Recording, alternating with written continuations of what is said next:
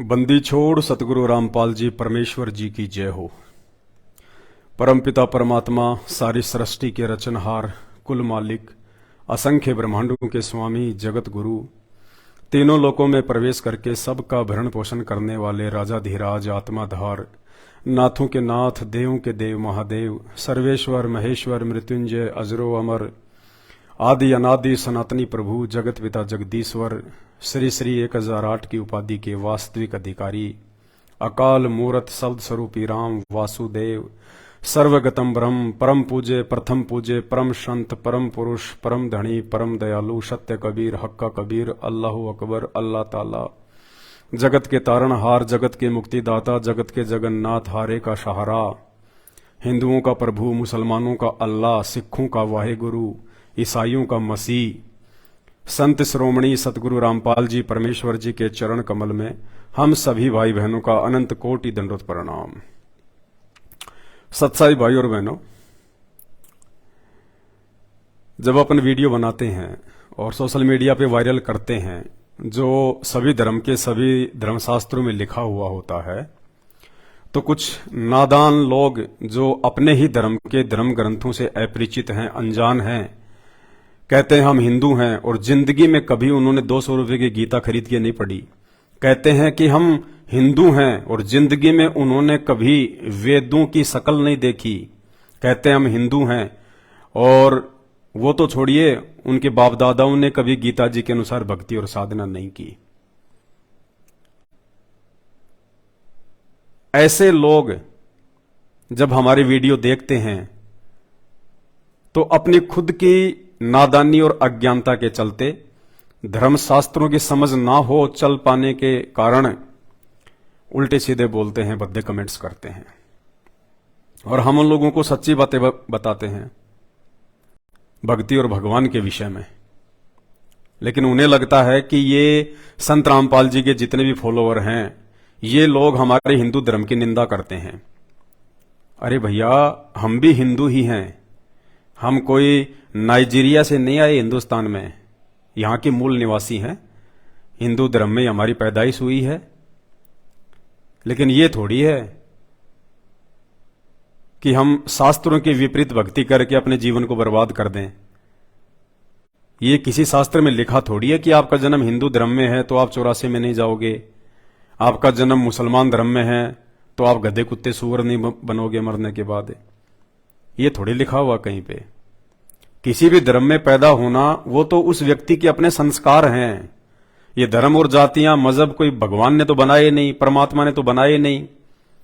हमारे में से चंद लोगों ने जो धर्म के ठेकेदार बन बैठे, उन्होंने बना दिए अपने स्वार्थ के लिए, समाज को विभाजित करने के लिए। पहले ये 4 वर्ण थे, ब्राह्मण, क्षत्रिय, वैश्य और शूद्र। आगे चल के इनमें जातियां बन गई, धर्म बन गए। तो ये तो आप और हम नादानों की अपनी खुद की सोच है। ये परमात्मा की तरफ से कोई जाति और धर्म नहीं बनाया हुआ है। अब संत रामपाल जी परमेश्वर ने आके, उस पूर्ण परमात्मा ने आके ये सच्चाई बताई है और इस सच्चाई को समझ के अब आप लोगों तक हम ये संदेश पहुंचा रहे हैं कि भाई, ये मानव जन्म बड़ा अनमोल है, ये बार बार नहीं मिलता है। आप लोग अभी गहरी नींद में हो, आपने अभी अज्ञानता की भांग पी रखी है और समय रहते यदि आपकी ये निंद्रा टूट गई तो बहुत अच्छी बात है। और ये निंद्रा संत रामपाल जी के सत्संग सुने बिना लाख जन्म भी नहीं टूट सकती, वरना अंत में तो दुर्गति होनी है। आज देख लो, आप हॉस्पिटल भरे पड़े हैं, चाहे हिंदू हो, चाहे मुसलमान हो, सिख हो, चाहे ईसाई हो। क्यों भाई? तुम तो भक्ति कर रहे हो, तुम अपने अपने भगवानों को सर्वश्रेष्ठ मान रहे हो। उनकी भक्ति करते करते भी फिर तुम्हारे ऊपर आपत्ति क्यों, दुख क्यों, परेशानियां क्यों? या तो तुम्हारी भक्ति की विधि गलत है, या जिन भगवानों को तुम भगवान मान के पूज रहे हो वो डमी गॉड है, वो आधे अधूरे भगवान है। तो संत रामपाल जी ने आके ये वास्तविक ज्ञान दिया कि नादानों, पहले तो ये विचार करो कि 84 लाख योनियों में से उस परमात्मा ने मेहर करके तुम्हारे को मानव जन्म क्यों दिया। ये सोचने समझने, चिंतन मनन करने की क्षमता केवल मानव शरीर में है। कुत्ते के पास में चिंतन शक्ति नहीं है, मनन शक्ति नहीं है, वो सलाह मशवरा नहीं कर सकता, किसी चीज को लेके डिस्कस नहीं कर सकता, केवल इंसान कर सकता है। आज आप मेरी बातें सुन के या संत रामपाल जी के सत्संग सुन के या किसी भी बात को सुन के आप किसी दूसरे से सलाह ले सकते हैं, चिंतन मनन कर सकते हैं, विचार कर सकते हैं, क्या मेरे हित में है, क्या मेरे अहित में है, कौन सा कार्य करने से मुझे लाभ होगा, कौन सा कार्य करने से मुझे हानि होगी। आप चिंतन मनन कर सकते हैं। लेकिन एक जानवर जो होता है वो चिंतन मनन नहीं कर सकता, वो विचार नहीं कर सकता। थोड़ा लाइट चली गई है, मैं देखता हूं कुछ रोशनी का जुगाड़।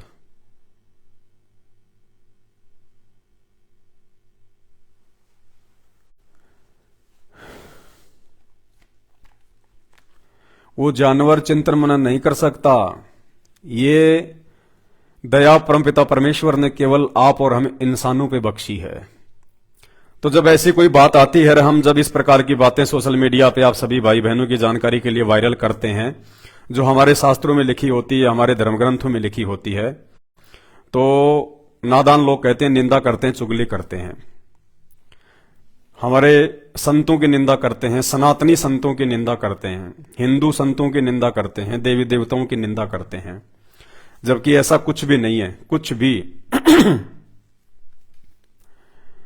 निंदा वो होती है जो किसी के बारे में झूठ फैलाया जाए, जो किसी के विषय में गलत बोला जाए, उसको कहते हैं निंदा, झूठ। और परमात्मा कहते हैं, साचा शब्द कबीर का प्रकट किया जगमाही, और जैसे को तैसा कहे सो तो निंदा नाही। सच को सच कहना, झूठ को झूठ कहना निंदा में नहीं आता, महान परोपकार के काम में आता है। तो संत रामपाल जी परमेश्वर ने आके ये सारी सच्चाई आज सभी धर्म वालों को बताई है, खाली हिंदू धर्म को नहीं, सभी जितने भी धर्म हैं देश दुनिया में, उन धर्मों के धर्म ग्रंथ दिखा के, उनके शास्त्र दिखा के संत रामपाल जी ने वास्तविक सच्चाई अध्यात्म के विषय में लोगों को बताई है। समझदार आत्माओं ने अपनी आंखें खोल ली, समय रहते उनके प्रवचन सुन के अपने जीवन को सफल कर रहे हैं, वरना बाद में तो दुर्गति होनी है। क्योंकि मनुष्य शरीर, ये मनुष्य योनि केवल परमात्मा प्राप्ति के लिए मिलती है। दूसरा इस योनि का कोई औचित्य नहीं है, कोई मतलब नहीं है इसका। तो आपको, जिन्हें आप संत कहते हैं, धर्मगुरु कहते हैं, हमारी नजरों में वो लोग धर्मगुरु नहीं है, संत नहीं है, वो मात्र जीव हैं। और उनको भी संत रामपाल जी की शरण में आके अपनी आत्मा का कल्याण करवाना चाहिए, उद्धार करवाना चाहिए। जबकि इसके विपरीत काल प्रेरणा से वो लोग अपना जीवन भी बर्बाद कर रहे हैं, संत बन के, शंकराचार्य बन के, महंत बन के, धर्मगुरु बन के, और अपने पीछे लाखों की संख्या में दुनिया को लगा के उनका भी जीवन बर्बाद कर रहे हैं। तो आज आपको एक ऐसे ही महान हिंदू संत, उनकी महिमा में मेरे पास में शब्द नहीं है कि मैं क्या शब्द यूज करूं, और कहां से वो ऐसा अनमोल ज्ञान निकाल के लाए हैं। मैंने तो जितने भी धर्मशास्त्र थे सारे के सारे खोल खोल के देख लिए, सारे मैंने पुराण देख लिए, वेद देख लिए, गीता जी देख लिए, मैंने 4 दिन हो गए। लेकिन उस महान और तेजस्वी संत ने जो अपने विचार व्यक्त किए हैं, और जो नई औषधि, जो नया ज्ञान उसने आविष्कार किया है, पता नहीं कहां से लाया है। मैं तो अचंभित हूं कि बड़ी देर कर दी इन्होंने। समय रहते बता देते तो बहुत सारी माता बहनों का आत्म कल्याण हो जाता, लेकिन बहुत देर की उन्होंने। समय रहते बता देते तो बहुत सारे लोगों का भला हो जाता। दीपक, मेरा मोबाइल कहां है? दीपक,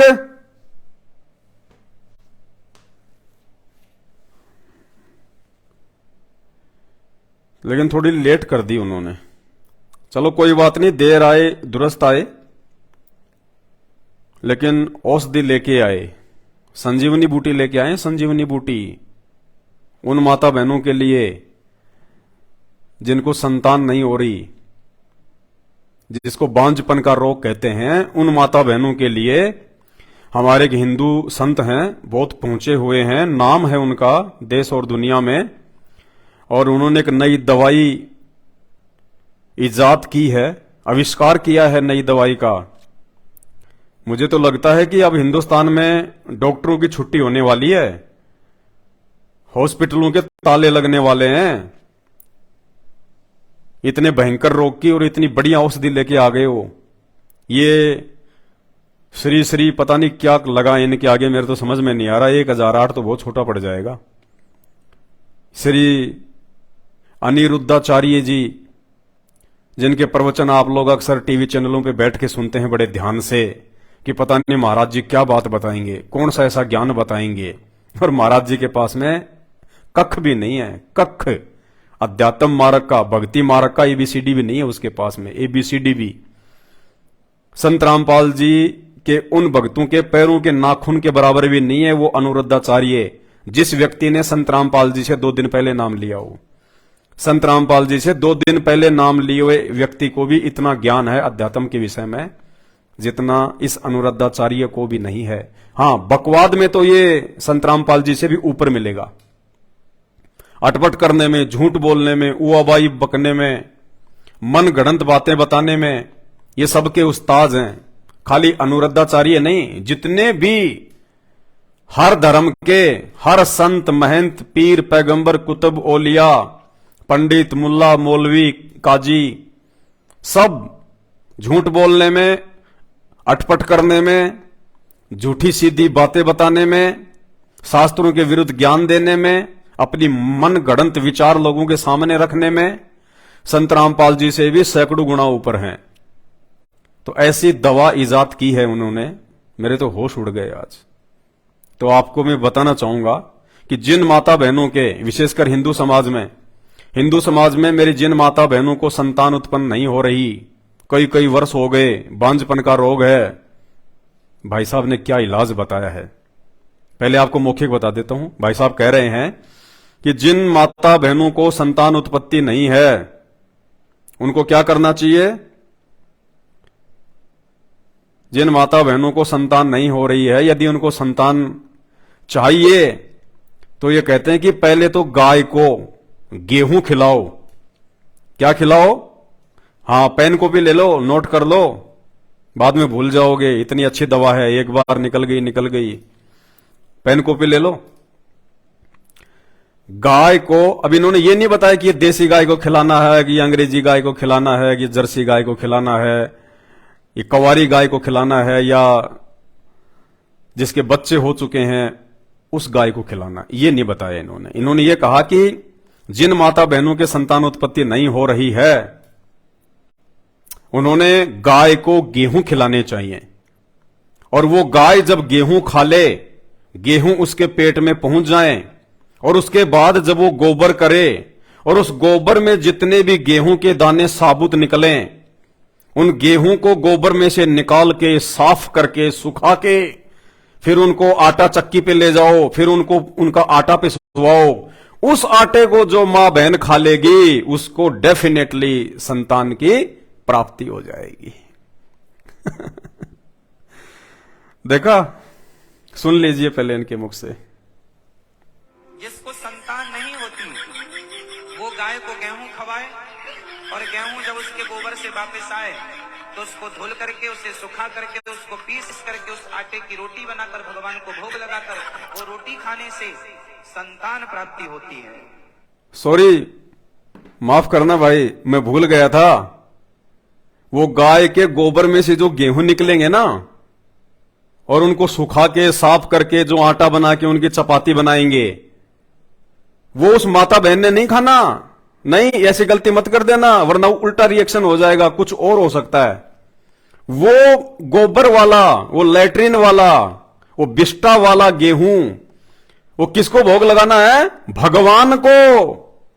अब इनके भगवान कौन है? ये तो श्री राम को भगवान मानते हैं, श्री कृष्ण जी को भगवान मानते हैं, राधा जी को भगवान मानते हैं। तो भाई बहन, आप लोगों ने जो जो श्री अनिरुद्धाचार्य जी को मानते हैं, इनके ज्ञान को जो है सत्य मानते हैं, वो भाई बहन, और जिनको संतान नहीं है, जिनको संतान चाहिए, तो वो भाई बहन वो गाय के गोबर वाला गेहूं और उसका पिसा हुआ आटा और फिर उसकी रोटी बना के श्री रामचंद्र जी को भोग लगाओ और श्री कृष्ण जी को भोग लगाओ और राधा जी को भोग लगाओ, क्योंकि अनुरुद्धाचार्य के भगवान तो वही हैं।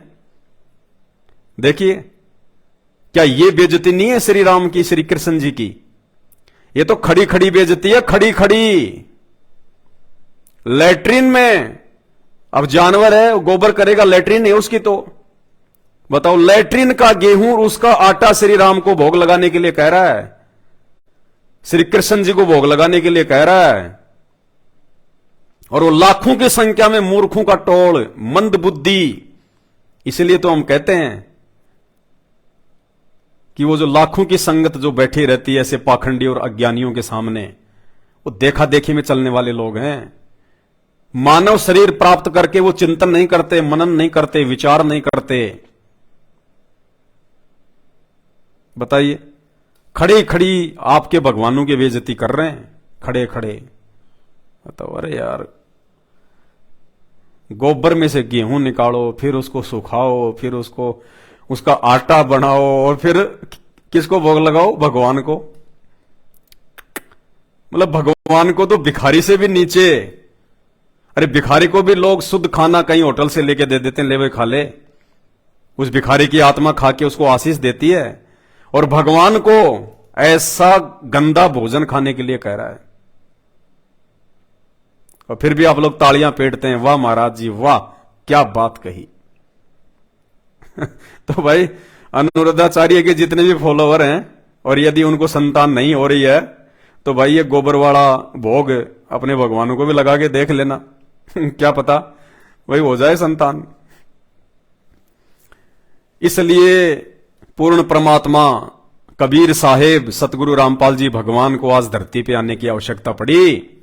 ऐसे ज्ञानहीन पाखंडी लोगों ने धर्म की ऐसी की तैसी करके रख दी, धर्म का सत्यानाश कर दिया, केवल अपने धार्मिक धंधे के लिए। ना इन लोगों को धर्म का पता, ना इनको धर्म की परिभाषा का पता, ना इनको भगवान का पता, ना इनको भक्ति का पता। ये पढ़ते हैं गीता जी और मंत्र देते हैं राधे राधे। इनकी आंख फूट गई। गीता जी अध्याय 8 श्लोक नंबर 13 इनको दिखाई नहीं देता कि ओम इति एक अक्षर ब्रह्म व्यवहारण माम अनुसमरण ये प्रयाति तजम देहम सयाति प्रमाम गतम। कि अर्जुन, मेरा तो एक मात्र ओम मंत्र है, ओम। ये ओम के अलावा और किसी भी शास्त्र में कोई मंत्र नहीं है। यजुर्वेद अध्याय 40 श्लोक नंबर 15 ओम मंत्र है, क्योंकि वेदों का सार है गीता जी। जो गीता जी में ज्ञान है वो ही वेदों में ज्ञान है।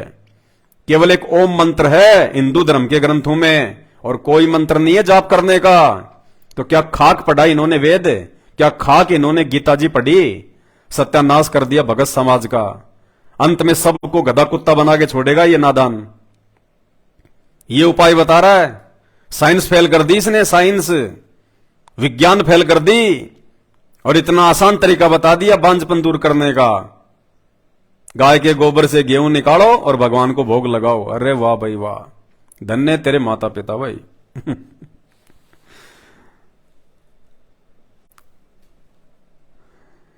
बहुत सारे नादान लोग, धर्म और धर्म की व्याख्या से अपरिचित लोग कमेंट्स करते हैं, संत रामपाल जी तो दूध में नहाया करते थे, दूध के आश्रम में खीर बनती थी।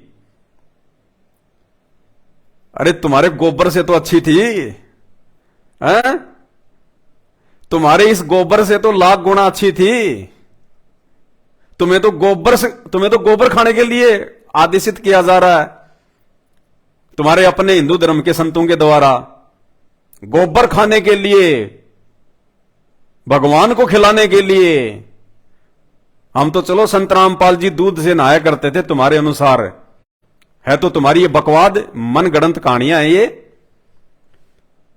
लेकिन चलो वो तो दूध था भाई। तुम लोग शिवलिंग पे डालते हो दूध, तुम लोग जो है वो पत्थरों पे डालते हो दूध, हमने जिंदा संत पे डाल दिया तो कौन सी बड़ी बात है। और उस दूध की खीर बन गई, हमने खा ली, तो उसमें क्या हो गया? जब तुम गोबर खाने को तैयार हो और अपने भगवानों को खिलाने को तैयार हो, तो दूध तो अमृत चीज है, उसमें तो नुकसान ही नहीं है। तो इन लोगों को ना तो धर्म का पता, ना इनको धर्म की परिभाषा का पता, और मूर्ख लोग लग जाते हैं इनके पीछे, सनातनी सनातनी। तुम्हें सनातन की परिभाषा का पता है? सनातन शब्द का मतलब क्या होता है? सनातन धर्म, धर्म कोई सनातन होता ही नहीं है। अरे धर्म कभी सनातन होता ही नहीं है। अगर धर्म सनातन होता तो फिर 4-4 धर्म नहीं होते, 8-8 धर्म नहीं होते आज। सनातन शब्द केवल एक वस्तु के पीछे लगता है, एक चीज के पीछे, और वो अनमोल वस्तु, वो अनमोल चीज परमात्मा है। परमात्मा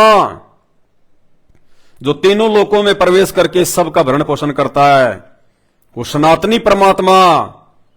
सतगुरु आदि अनादि है, सतगुरु मध्य है मूल, और सतगुरु को सिजदा करूं एक पलक नहीं भूल।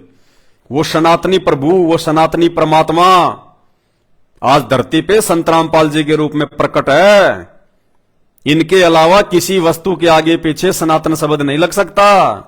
बाकी तो तुम चाहे गधे के आगे लगा दो, वो तुम्हारी अपनी मर्जी है, लेकिन ये सनातन शब्द केवल संत रामपाल जी के लिए है, उस पूर्ण परमात्मा के लिए है, क्योंकि वो कभी भी मृत्यु में नहीं आता, उसको कभी भी काल खा नहीं सकता। वो सबसे ऊपर होता है, वो अपनी मर्जी का मालिक होता है, स्वयंभू होता है, प्रकट होता है। सनातन सनातन, हिंदू हिंदू, बस मूर्ख बने रहो। धर्म ग्रंथों को मत पढ़ना, शास्त्रों को मत पढ़ना। हिंदू, हम हिंदू, हिंदू क्या है? पता है हिंदू शब्द क्या है? कुछ नहीं पता। कहां से आया हिंदू शब्द? फिर दुआई देते हो श्री राम की, श्री कृष्ण जी की। श्री कृष्ण जी का जीवन चरित्र आपने पढ़ा है? श्री सुधा सागर पढ़ी है आपने कभी? कहीं उसमें हिंदू शब्द लिखा हुआ है कि श्री कृष्ण जी हिंदू थे? सुधा सागर में कहीं लिखा हुआ क्या? 18 पुराण है हिंदू धर्म में, 18 पुराण है। किसी भी पुराण में हिंदू शब्द लिखा हुआ क्या कि कोई देव देवता हिंदू था, या जितने भी अवतार आए हैं वो हिंदू थे, या श्री कृष्ण जी का जन्म हिंदू धर्म में हुआ था, वो हिंदू धर्म को मानते थे? कोई हिंदू शब्द है श्री कृष्ण जी की जीवनी में? श्री सुधा सागर में, 18 पुराणों में जय श्री राम, भारत को हिंदू राष्ट्र बनाएंगे। फिर क्या कर लोगे भाई? फिर क्या कर लोगे? हिंदू राष्ट्र बना लोगे, फिर क्या कर लोगे? चांद पे पहुंच जाओगे, देवता बन जाओगे। लक 84 में तो फिर भी जाना पड़ेगा। श्री रामचंद्र जी का जीवन चरित्र रामायण क्या है? श्री राम का जीवन चरित्र रामायण है। कहीं रामायण में हिंदू शब्द? पूरी रामायण में कहीं भी हिंदू शब्द है? उसमें लिखा है कि श्री रामचंद्र जी का जन्म हिंदू धर्म में हुआ था। उस समय कोई धर्म ही नहीं था। जब श्री कृष्ण जी का जन्म हुआ द्वापर में, और त्रेता में जिस समय श्री रामचंद्र जी का जन्म हुआ, उस समय कोई धर्म थे ही नहीं। भाई क्यों तुम श्री राम को फॉलो करते हो? क्यों तुम श्री कृष्ण जी को फॉलो करते हो? उनको फॉलो करने का मतलब है उनके अनुसार चलना। उन्होंने कब लोगों को पकड़ पकड़ के जय श्री राम के नारे लगवाए थे? श्री कृष्ण जी ने या श्री रामचंद्र जी ने लगवाए थे क्या? बता दो। धर्म तो छोड़ो, तुम तो जातियों में बट गए, जातियों में। फिर कहते हैं हम श्री कृष्ण जी को मानते हैं, श्री कृष्ण जी हमारे इष्ट हैं। श्री कृष्ण जी ने कभी अपने नाम के आगे कृष्ण यादव लगाया क्या? किसी शास्त्र में लिखा हुआ है कृष्ण यादव सनोप श्री वासुदेव यादव? किसी शास्त्र में लिखा हुआ है? 18 पुराणों में लिखा हुआ है कि श्री कृष्ण जी ने अपने नाम के आगे यादव लगाया हो? और तुम मर मिटने को तैयार हो। अहिर रेजिमेंट, यादव रेजिमेंट, फलाना रेजिमेंट, फलानी सेना। धर्म तो छोड़ो, जातियों में बट गए। रामचंद्र जी क्षत्रिय थे, कभी लगाया उन्होंने अपने नाम के आगे श्री राम शर्मा या श्री राम ठाकुर, श्री राम राजपूत, कभी देखा रामायण में लिखा हुआ कहीं, किसी शास्त्र में लिखा हुआ कहीं, रामचंद्र जी से संबंधित किसी भी पुस्तक में किसी भी लेखक ने लिखा है श्री राम के आगे उसकी जाति, श्री कृष्ण जी के आगे उसकी जाति, 33 करोड़ देवी देवताओं के आगे उनकी जाति? धर्म तो छोड़ो, तुम तो जातियों में मर मिट रहे हो। कुछ नहीं होगा, अंत में खाली हाथ जाओगे। धर्मराज के मुकद्दर मिलेंगे ऊपर, जम के दूत गेटी पकड़ेंगे, नरक में ठोकेंगे। वहां जाति धर्म नहीं चलती, क्योंकि उस परमात्मा ने जाति धर्म बनाए नहीं। अरे मरना और मिटना भक्ति के लिए चाहिए, परमात्मा के लिए चाहिए। कंपटीशन करो, अच्छे कर्मों के लिए करो, भक्ति में करो तुम कंपटीशन, कि वो मेरे से आगे ना निकल जाए, मेरी भक्ति थोड़ी ना रह जाए, कहीं मेरा मोक्ष जो है आधा अधूरा ना हो। शास्त्रों की जानकारी में करो कंपटीशन। बस अपनी अपनी रेजिमेंट बनाने में लगे हुए हैं, बारूद के ढेर तैयार कर रहे हैं, क्योंकि आने वाले समय में देश में गृह युद्ध जो होना है, तो ये पटाखे तैयार हो रहे हैं, पटाखे। और इन सब का जिम्मेदार कौन है पता है? ये धर्मगुरु, ये धर्मगुरु, ये निकम्मे, इन्होंने बर्बाद कर दिया हिंदुस्तान को। किसी भी धर्मगुरु के पास में, एकमात्र संत रामपाल जी को छोड़ के, किसी भी धर्मगुरु के पास में ना तो गीता का ज्ञान है, ना वेदों का ज्ञान है, ना पुराणों का ज्ञान है। राम की कथा कहने वालों के पास में रामचंद्र जी तक का ज्ञान नहीं है। रामायण को भी ढंग से नहीं जानते वो, ना उनके मंत्रों का पता, ना उनसे लाभ लेने की विधि का पता, और लाखों की संगत जो उनके पीछे तालियां पीटती रहती है। भाई तुम्हारे पिछले जन्मों की भक्ति की बैटरी चार्ज है अभी, और जब तक बैटरी चार्ज होती है ना, चाहे लाइट में कनेक्शन भी ना हो, फिर भी आपके पंखे चलेंगे, लाइट जलेगी। आपके पिछले जन्मों की पुण्य रूपी बैटरी अभी चल रही है। तुम सोच रहे हो कि मुझे मेरे गुरुजी से लाभ मिल रहे हैं, मुझे फलाने संत से लाभ मिल रहे हैं, मैं नारियल फोड़ रहा हूं, वहां जाके मेरे को उससे लाभ हो रहा है, मैं वहां जाके धागा बांध के आ रहा हूं, मैं गोवर्धन की परिक्रमा कर रहा हूं, मैं बद्रीनाथ जा रहा हूं, केदारनाथ जा रहा हूं, खाटू श्याम जी जा रहा हूं, मंदीपुर के बालाजी जा रहा हूं, मैं पेट पलनिया जा रहा हूं। कुछ नहीं, कुछ नहीं। वर्तमान में धरती पे कोई देव देवता नहीं है, कोई भी। सारे देवी देवता विलुप्त हैं वर्तमान में, क्योंकि सभी देवी देवताओं का सिरमौर, सभी देवी देवताओं का सरदार, सरताज वो कबीर परमात्मा संत रामपाल जी धरती पे प्रकट हो चुके हैं। अब इस पृथ्वी पे देवी देवताओं का नामो निशान भी नहीं है। जब रात्रि होती है उस समय चांद भी अपनी चांदनी फैलाता है, तारे भी टिमटिमाते हैं। सुबह जब सूरज निकल जाता है ना, तो चांद उसकी रोशनी फीकी पड़ जाती है, तारे तो दिखाई नहीं देते। तो वर्तमान में वो कबीर परमात्मा संत रामपाल जी के रूप में धरती पे प्रकट हो चुका है, और उनकी रोशनी अर्थात उनके इस तत्व ज्ञान के आगे ये सभी साधु संत महात्मा देवी देवता सब फीके हो गए, सब फैले, कुछ नहीं कर सकते। संत रामपाल जी के सत्संग सुनना शुरू कर दो, वरना ये नकली संत ऐसे तुम्हारे को गाय का गोबर खिलाते रहेंगे। इनको शर्म नहीं आई ये बात बोलते हुए कि जिसको संतान नहीं हो रही है, गाय को गोबर, गाय को जो है वो गेहूं खिलाओ, और उसके गोबर में जो साबुत गेहूं निकले उनको पीस के आटा बना के भगवान को भोग लगाओ। अरे मूर्ख आदमी, तू भगवान की बेइज्जती कर रहा है कि भगवान की इज्जत कर रहा है? गाय के गोबर से निकले हुए गेहूं तू भगवान को खिला रहा है? अरे परमात्मा ने खेतों में गेहूं पैदा करवा रखे हैं, गाय के गोबर की क्या जरूरत है? इनकी बुद्धि काल के हाथ में है, ये संत महात्मा नहीं है। ये हिंदुस्तान की जनता का बेड़ा गर्क कर रहे हैं, बेड़ा गर्क। ये सब के सब काल के दूत हैं, काल के एजेंट। मरने के बाद खुद भी 84 लाख में जाएंगे, और आप लोग तो जाओगे कहां? जब गुरु नरक में जाएगा तो चेला कहां जाएगा? चेले के पास तो रास्ता ही नहीं।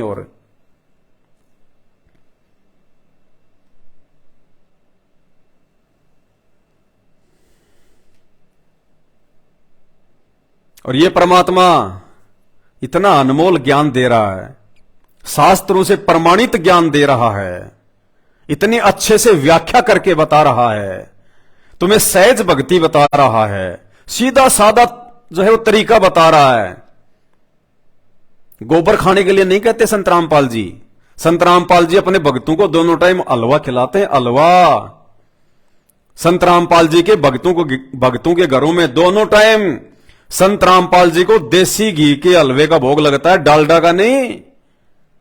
देसी घी के हलवे का भोग लगता है सुबह शाम दोनों समय। और उसके बाद में संत रामपाल जी के भगत उस हलवे राम को, उस प्रसाद को, जो कि अमृत बन जाता है, जो गीता जी के अनुसार जन्म जन्मांतरों के पाप कर्मों का नाश करता है, फिर संत रामपाल जी के भगत वो देसी घी का हलवा खाते हैं।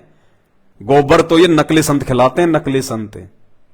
और फिर भी तुम लोग उन्हीं के पीछे लग रहे हो। तुम्हारे सामने तुम्हारे भगवानों की बेइज्जती कर रहे हैं, और उसके बावजूद भी उन्हीं की जय जयकार कर रहे हो।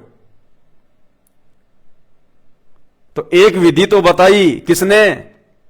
अनिरुद्धाचार्य ने, बांझपन दूर करने की, संतान प्राप्ति की, गोबर वाले गेहूं भगवान को भोग लगा के।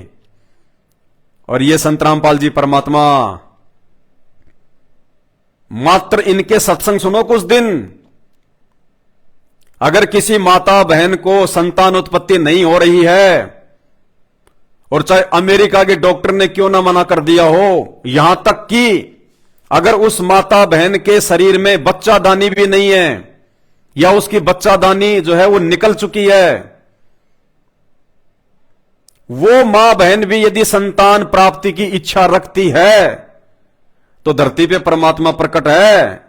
कम से कम 1 महीने उनके सत्संग सुनो, 1 महीने, और बात समझ में आ जाए। उसके बाद में इनसे नाम दीक्षा ले लो। 10वें महीने आपकी गोद में बच्चा खेलेगा, 10वें महीने। ये विज्ञान को फैल करने वाला परमात्मा ये है, ये संत रामपाल जी, जिन्होंने विज्ञान को जन्म दिया है, जिन्होंने विज्ञान को पैदा किया है। ये है वो परमात्मा, सबका जनक। साहिब से सब होत है, बंदे से कुछ नहीं। ये बंदे हैं, ये जितने भी हैं, ये संत महंत सभी धर्मों में जो दिन रात चिल्लाते रहते हैं अपने धार्मिक धंधे के लिए, उल्टी सीधी बातें बता के लोगों का जीवन बर्बाद कर रहे हैं, ये बंदे हैं। बंदे यानी जीव, इंसान, एक व्यक्ति, एक मानव, जिसके बस में कुछ नहीं होता, जो मिट्टी के समान होता है, उसको कहते हैं बंदा। बंदा यानी व्यक्ति, इंसान। और साहिब यानी परमात्मा, संत रामपाल जी तो कहते हैं साहिब से सब होत है, बंदे से कुछ नहीं। ये राई से पर्वत कर दे, फिर पर्वत से राई। ये वो परमात्मा है। इन लोगों की मीठी मीठी बातों से संतान प्राप्ति नहीं होने वाली। बीमार हो जाओगे, मत खा लेना वो गोबर का अनाज। डॉक्टरों के चक्कर काटोगे हॉस्पिटलों में। कहते मनो मनोरथ ना कीजिए, तेरा किया ना होए, जब पानी से घी निकले तो लूखी खाए ना कोई। ये गाय के गोबर खाने से अगर बच्चे पैदा हों तो कोई जो है संत रामपाल जी की शरण में नहीं आते, बड़े बड़े डॉक्टरों के चक्कर नहीं काटते। अगर गाय का गोबर खाने से अगर भगवान अगर मिल जाए तो ढोंगी और पाखंडी बाबाओं पर सख्त कानूनी कार्रवाई होनी चाहिए। बिल्कुल भाई साहब, 100% होनी चाहिए। ये समाज के लिए सबसे बड़े अभिशाप है, अभिशाप। भाई एक बात बताओ, आप कहते हो कि इंसान को भगवान ने बनाया है, बिल्कुल सही बात है, भगवान ही बनाता है। फिर भगवान ने 84 लाख क्यों बनाई? गधे कुत्ते सूअर क्यों बनाए? बैल क्यों बनाए? मच्छर पतंग सूअर क्यों बनाए? क्या दिक्कत थी भगवान को ये बनाने की? भगवान सारे इंसान बना देता। वो बेचारे इतना दुख उठा रहे हैं गर्मी में, सर्दी में। तुम लोग तो सर्दी आती है तो अपनी रजाई में घुस जाते हो। वो बेचारे पूरी रात ठंड में वो तड़पते रहते हैं, जानवर जंगल में, रोडों पे। बरसात आ जाए तो उनको सहन करना पड़ता है, गर्मी हो तो उनको सहन करनी पड़ती है, भूख प्यास उनको सहन करनी पड़ती है। हर कोई उनको जो है दुत्कार देता है, ठोकर मार देता है, उनको पत्थर मार देता है। भगवान ने जानवर क्यों बनाए? इंसान ही बना देता सबको। भगवान ने तो सबको इंसान ही बनाए थे। जानवर तो इन नकली संतों ने बनवा दिए उल्टा ज्ञान देके, फिर मरने के बाद। इन नकली संतों ने, काल के दूतों ने शास्त्रों के विरुद्ध ज्ञान दे दे के शास्त्रों में जो मंत्र नहीं है वो मंत्र बता बता के इन नकली संतों ने फिर उनका जीवन बर्बाद कर दिया, और मरने के बाद फिर वो गद्दे कुत्ते सुअर बने। ये जितने भी जो घूम रहे हैं ना, ये आप और हमारे ये पूर्वज हैं, और कोई नहीं है। ये जितने भी आपको जो 84 लाख में जो जीव जंतु ये पशु पक्षी दिखाई दे रहे हैं, ये और कोई नहीं है, ये अपने ही पूर्वज हैं, जिनको बेचारों को उल्टी साधना करवा दी नकली संतों ने, और मरने के बाद में किसी को भूत बना दिया, किसी को गधा बना दिया। ये हमारे पूर्वज हैं, ये सब इंसान थे। ये 84 लाख योनियां भोगने के बाद एक बार मानव जन्म मिलता है। धोखा खा जाओगे बहुत बड़ा, सुधर जाओ। हमें गालियां निकालने से कुछ नहीं मिलेगा, कुछ नहीं मिलेगा। अगर हमारी बातों पे विचार करोगे और अपने परमपिता परमात्मा, ये सबका बाप है, ये चारों धर्मों का बाप है, ये सभी धर्मों का बाप है, ये सभी धर्मों के मानने वालों का बाप है। ये बाप यानी परमात्मा, ये अल्लाह है, ये भगवान है, ये मसीह है, ये वाहे गुरु है, यही है। और 2027 के बाद में पूरी दुनिया इसको परमात्मा यानी अपना बाप मानने के लिए मजबूर हो जाएगी। अभी तो तुमने देखा क्या है, अभी तो प्राकृतिक आपदाएं शुरू भी नहीं हुई। ये 4 साल पता चल जाएगा परमात्मा कौन है, भगवान कौन है। अगर जीवित रहे तो नाक रगड़ रगड़ के आओगे इनके पास में, नाक रगड़ रगड़ के, आंखों में आंसू, बरवाड़ा आश्रम की दीवारों पे टक्कर मारोगे, टक्कर, कि भगवान पहले क्यों नहीं आए, हम मूर्खों के भाग पहले क्यों नहीं जागे, हमने आपकी बातों पे पहले विचार क्यों नहीं किया। बरवाड़ा की दीवारों पे टक्कर मारोगे, टक्कर। और जो जितना लेट आएगा उतनी लेट उसकी सुनवाई होगी। तो भाई आपके जो महान संत हैं उन्होंने तो आपको इलाज बता दिया। गाय के गोबर में से गेहूं निकालो, आटा बना के भगवान को भोग लगाओ, संतान प्राप्ति हो जाएगी। और ये संत रामपाल जी क्या बता रहे हैं, ये सुनना 4 मिनट का सत्संग। ये अंतर्यामी परमात्मा है, अंतर्यामी। इसके भगत की, इनके भगत की पुत्र वधू का गर्भपात हो गया था, गर्भपात, बच्चा गिर गया था। डॉक्टर से जाके चेक करवाया, डॉक्टर ने कह दिया भैया गर्भपात हो गया, ब्लड ही ब्लड हो गया। रोने लगी, चीखने लगी, चिल्लाने लगी संतान के लिए। उसकी सासू ने फोन किया अपने गुरुजी को, संत रामपाल जी को, और कहा कि गुरुजी कभी हमारे भी जो है घर पे आओ, परमात्मा भोग लगाओ, परमात्मा भोजन के लिए आओ। उस बहन ने संत रामपाल जी को अपने घर पे भोजन के लिए आमंत्रित किया। उसकी सास ने, जिसका बच्चा गिर गया था। संत रामपाल जी उस बहन के घर पे भोजन करने के लिए गए, और दूसरे दिन जाके जब उसने दोबारा टेस्ट करवाया तो डॉक्टर ने कहा कि कौन कहता कि बच्चा गिर गया, बच्चा तो बिल्कुल सुरक्षित है, एज इट इज। ये परमात्मा है, बिना मांगे देता, बिना मांगे। सुनो एक बार, थोड़ा सा उदाहरण देता हूं। एक बहन, वैसे तो बहुत सी ऐसे उदाहरण है यहाँ पे, जिनका 10-10, 15-15, 20-20 वर्ष तक विवाह हुए को हो गए थे, संतान नहीं थी। अब यहाँ सत्संग सुनकर जाते हैं तो उनका मन शांत हो जाता है कि ना, हमने संतान चाहिए नहीं। और वहां जाओ संसार में, वहां जानते इंजेक्शन ला दे, अब वो फिर बेचैन हो जा बहन, तो फिर आते डिमांड वही करे।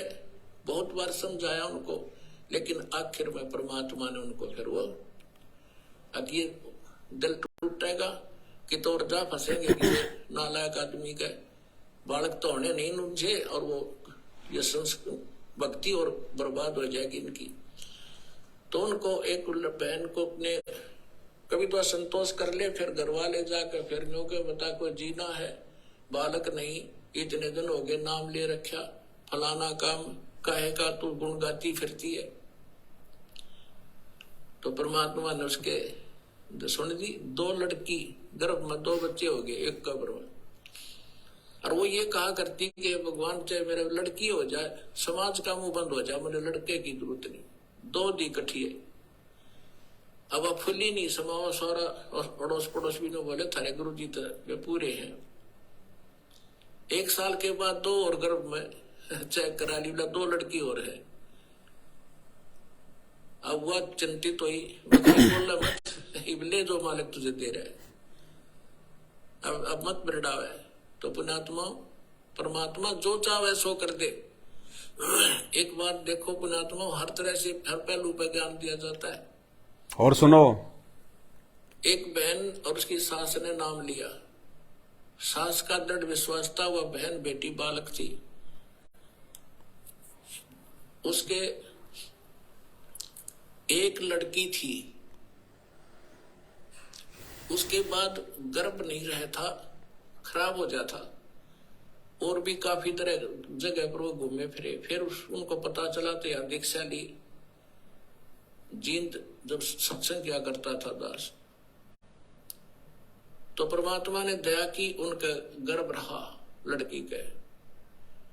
और जो जिस समय में पहले गिरता था उससे आगे बढ़ गया, 2 महीने और निकल गए। तो उनकी खुशी का ठिकाना नहीं रहा। उन्होंने क्या किया,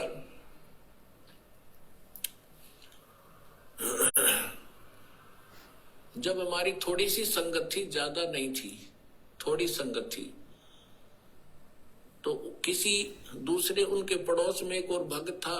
उसने प्रार्थना की कि आज गुरुजी हमारे यहाँ भोजन करने की दया करो। हमने कहा ठीक है बेटा बना लो। हम 5-7 भक्त मेरे साथ उनके खाना खाने गए शाम को। उधर से वो भी आगे पड़ोसी थे, उनकी मदद कराने के लिए, भोजन बनवाने के लिए। हमें नहीं पता वहां क्या घटना घटी। हम खाना खाकर आ गए। वापस आने के बाद सुबह रात को फोन आया उसकी सास का कि गुरुजी से कहियो मेरी पुत्र वधू का गर्भपात हो गया और बहुत बुरी तरह रो रही है। और वही हो गया जब आपकी सेवा कर रहे थे, उन्हीं के दूसरे के घर में सारे बाथरूम में ब्लड हो गया। वो तो रो रो के सारी रात उसने तो आंखें सुजा ली। मैंने उसको फोन बताया, माँ बेटी यहाँ आ, तेरी सास ने उसको कहा यहाँ भेजो। उसकी सास आ गई। उसको समझाया बेटा भगवान जो करे वो गलत नहीं करता। वो बोले जी मन में तो विश्वास है, पर वह बालक ना मानती। ठीक है वह कोई बात नहीं, जो हो गया सो हो गया। क्या बात, परमात्मा जो करता सही करता है। अब अगला दिन फिर ऐसे उसका रोते रोते गुजर गया। उसकी सास ने फिर प्रार्थना कीजिए आज कल हमारे भोजन करने आओ। हम बोले भाई चलो चलते हैं। चले गए। वह लड़की बुरी तरह रोए। मैं बोला बेटा परमात्मा जो करता सही करता है, विश्वास कर। ये कोई बड़ी बात है और दे देगा साल भर में तने शांति रख। पर वह नहीं मान रही थी, दुखी थी। कोई बात, हम आगे खाना खुना खा के चल भाई ठीक है। जो हम ज्ञान दे सकते हैं परमात्मा का हम उतना ही दे सकते हैं, बाकी बालक का नहीं समझ में आती। फिर क्या हुआ, उसकी सास ने सोचा भाई गर्भपात हो गया और इसमें कोई कतरा ना रह जा गर्भ दान बच्चा दानी में, फिर दिक्कत कर दे। अल्लाह दिखा के आती हूँ डॉक्टर नहीं को। अगले दिन वो एक पड़ोस में अच्छी प्रसिद्ध डॉक्टर नहीं थी, उसके पास गए। उसने अल्ट्रासाउंड किया और वो कहने लगी कौन का बालक गर्भपात हो गया, न्यू का न्यू गर्भ है इसके। Okay all in respect. अब उनकी खुशी का ठिकाना नहीं। फिर फोन आया, ओए होए। अब उनका फिर फोन आया उसकी सास का, जी कमाल कर दिया।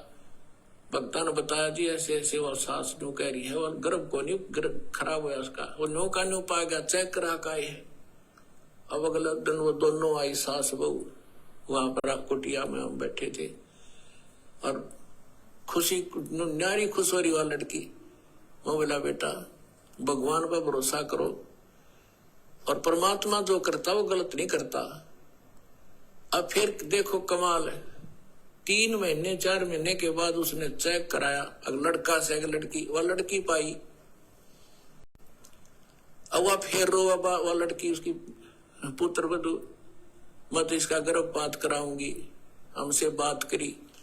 मैं बोला खबरदार जय जीवन से की है तो कोई बात हुई है, जब तक रोए चाहे मेरा गर्भ गिर गया। अब परमात्मा तो मालिक है, और ये उस लड़की ही थी जो गर्भपात हुआ था, उसने गर्भपात कर दिया। दाता ने तेरी नालायकी देख कर किया था, क्या रोएगी लड़की ने देख कर, क्योंकि हमें ज्ञान तो है ही नहीं। और फिर लड़का देता, उसी आत्मा को लड़का बना कर देता। अब रोले अपने कर्म। अब हम, हमारा स्वभाव कैसा हो गया, ऊंट जैसा। ऊंट पे समान धरे ना उसने लद है, और जब भी नौकरा, जब भी रोया करे बहुत बूढ़ा कर दिया मेरे साथ में। और जब उसने उतारे, जब समान ने तारा करा ऊंट पर, जब भी नौकरा करा उसने कहीं भी बूढ़ा करा मेरी गलिया, अभी बुरा कर रहा है मेरा। तो परमात्मा हम हो गए ऊंट के इसी स्वभाव के। अब परमात्मा हमें सुख दे जब भी रोआ, और दुख में तो रोना है, रोना वो तो स्वाभाविक है। तो उसकी सास ने यह बात समझ में आ गई थी, गुरु जी के वचन का मैं तब उल्लंघन करूंगी। और इस लड़की ने पूरी कर, वो उसकी सास यानी उसका ससुर ठीक सी पोस्ट पर नौकरी करता था। तो उसकी सास ने कहा कि इस लड़की का सारा खर्चा मैं दूंगी, तो निश्चिंत रहे, और इसने ब्याह होगी और सारा खर्चा हम देंगे, तो बकवास नहीं करेगी, इसका हम गर्भपात नहीं करेंगे। वो लड़की होगी दूसरी, और जो भगवान के हाथ में, वो तो उसके बच्चे हैं, उसकी मिट्टी उसी की बनाई हुई है। अब लड़का देते तो उसको उस संस्कार टाले था लड़की वाला, लेके मांग लिया रो रो के, और फिर रो रही है। फिर अगले बार उसको लड़का दिया। आज भी वो लड़की और उसकी सास सत्संग में आते हैं। अब कहने का भाव ये है पुण्यात्माओं के, भगवान जो करे तुम बीच में टांग ना डाया करो। अब डॉक्टर है, ऑपरेशन में थिएटर में ले गया, अब आप यहाँ परमेश्वर के ऑपरेशन थिएटर में आ गए, और यहाँ ऑपरेशन थिएटर में मरीज अपनी चलावे तो केस बिगाड़ेगा वो होने नहीं दे उसको जो डॉक्टर चाहता है। ऐसे ही एक बहन के एक लड़की हो गए, और फिर वो 27 वर्ष तक, वह लड़की 27 वर्ष की होगी, उसके ब्याह भी कर दिया, उसके भी बालक हो रहे, लड़का लड़की, और उसकी फिर भी तमन्ना एक बालक तो एक लड़का तो हो जाता है। वह 56 साल की हो रही बुढ़िया, हरिया तमन्ना रखे, सुनो 56 साल की उम्र में मालिक ने फिर छोरा दे दिया उसका लड़का। अब लड़का 5 साल का हुआ, मर गई, सर पे धर लो, लड़का कौन पालेगा। तो हम ऑपरेशन के अंदर हम अपनी गड़बड़ करवाते हैं तो बिगड़ जाता है केस। फिर भी दास ने आपको हर पहलू पर बता दिया, जो सी समझ में वह कर लियो, और वह पूरी कर देंगे भगवान।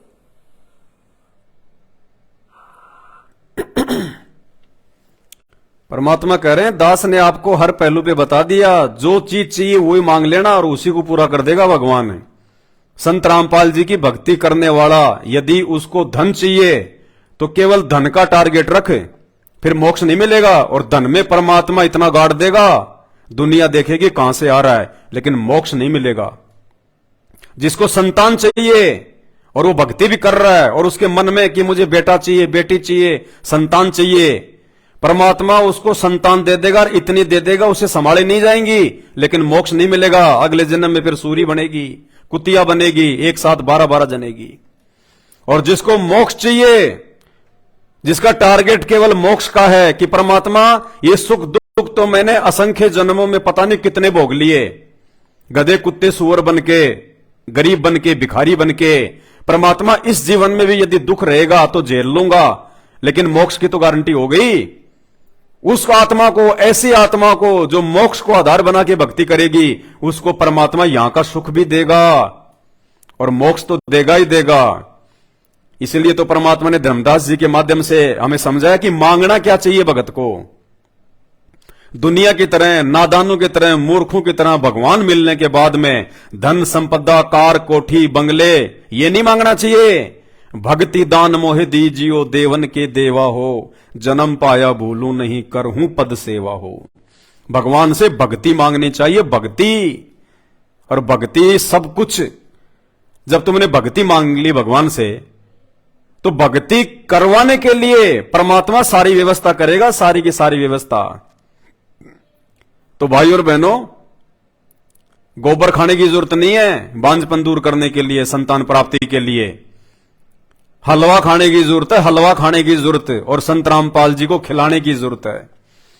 सबसे पहले संत रामपाल जी का ज्ञान सुनो, महीना 2 महीने, उसके बाद में उनसे नाम दीक्षा प्राप्त करो, और उसके बाद सुबह शाम या जैसी भी आपकी श्रद्धा, सप्ताह में, महीने में, देसी घी के हलवे का, क्योंकि ये पूर्ण परमात्मा है। और गीता जी में लिखा है कि परमात्मा को भोग लगने के बाद जो अन्न खाएंगे वो हमारे जन्म जन्मांतरों के पाप कर्मों का नाश करेंगे, और जब हमारे पाप कर्म हल्के हो जाएंगे तो सारी सुविधा मिलेगी परमात्मा की भक्ति से। तो गोबर खाने की जरूरत नहीं है, हलवा खाने की जरूरत है, हलवा खाने की जरूरत है, जो संत रामपाल जी के भगत दोनों टाइम खाते हैं। दोनों टाइम संत रामपाल जी के साध संगत से जुड़े हुए सत्सेवक भाई बहनों के घरों में देसी घी के हलवे का भोग लगता है। देसी घी के हलवे का, यह है पूर्ण परमात्मा। ये अपने भक्तों को गोबर नहीं खिलाता, गोबर के गेहूं नहीं खिलाता, ये अपने भक्तों को हलवा खिलाता है, बढ़िया बढ़िया जो है व्यंजन खिलवाता है, और सारे सुख देता है मालिक। कोई टेंशन नहीं, कोई चिंता नहीं, कोई समस्या नहीं। कहते हैं कोई धन से दुखी, कोई मन से दुखी, तो कोई तन से दुखी। कोई मन से दुखी, कोई तन से दुखी, कोई धन बिन रहत उदास, और थोड़े थोड़े सब दुखी, एक सुखी संत रामपाल जी का दास। और धरती पे ब्रह्मा विष्णु महेश भी सुखी नहीं है, धरती का राजा भी सुखी नहीं है। राजा का तो इतनी टेंशन रहती है, एक आम व्यक्ति को भी नहीं होती। और वो भाई कमेंट्स कर रहा है ना कि तुम्हारे बाबा इतने महान है तो जेल से बाहर क्यों नहीं आ जाते। बाबा अपनी मर्जी से गया है और बाबा अपनी मर्जी से आएगा। बाबा अपनी मर्जी का मालिक है, बाबा किसी के आदेश से नहीं चलता, बाबा के आदेश से पूरी दुनिया चलती है। 33 करोड़ देवी देवता चलते हैं, ब्रह्मा विष्णु महेश चलता है इस बाबा के आदेश से। ये असली बाबा है संत रामपाल जी, इसके अलावा ब्रह्मांड में दूसरा कोई बाबा नहीं है। बाबा का मतलब सबका बाप, इनके अलावा दूसरा नहीं है कोई। ये अपनी मर्जी का मालिक है, मर्जी से गया मर्जी से आएगा। 28 साल तक ज्ञान देके गया दुनिया को 94 से, और जब दुनिया ज्ञान से नहीं समझी तो अब चुपचाप जाके बैठ गया कि अब जब इस दुनिया को ठोकर लगेगी ना, ठोकर, जब इनके बैड कर्म सामने आएंगे, इनके पाप कर्म इनके सामने आएंगे, तरह तरह की बीमारियां होंगी। क्योंकि ये जो पृथ्वी है ना, ये सृष्टि पाप और पुण्य से चलती है। ये किसी राजा महाराजा से नहीं चल रही, ये किसी मंत्री संतरी से नहीं चलती।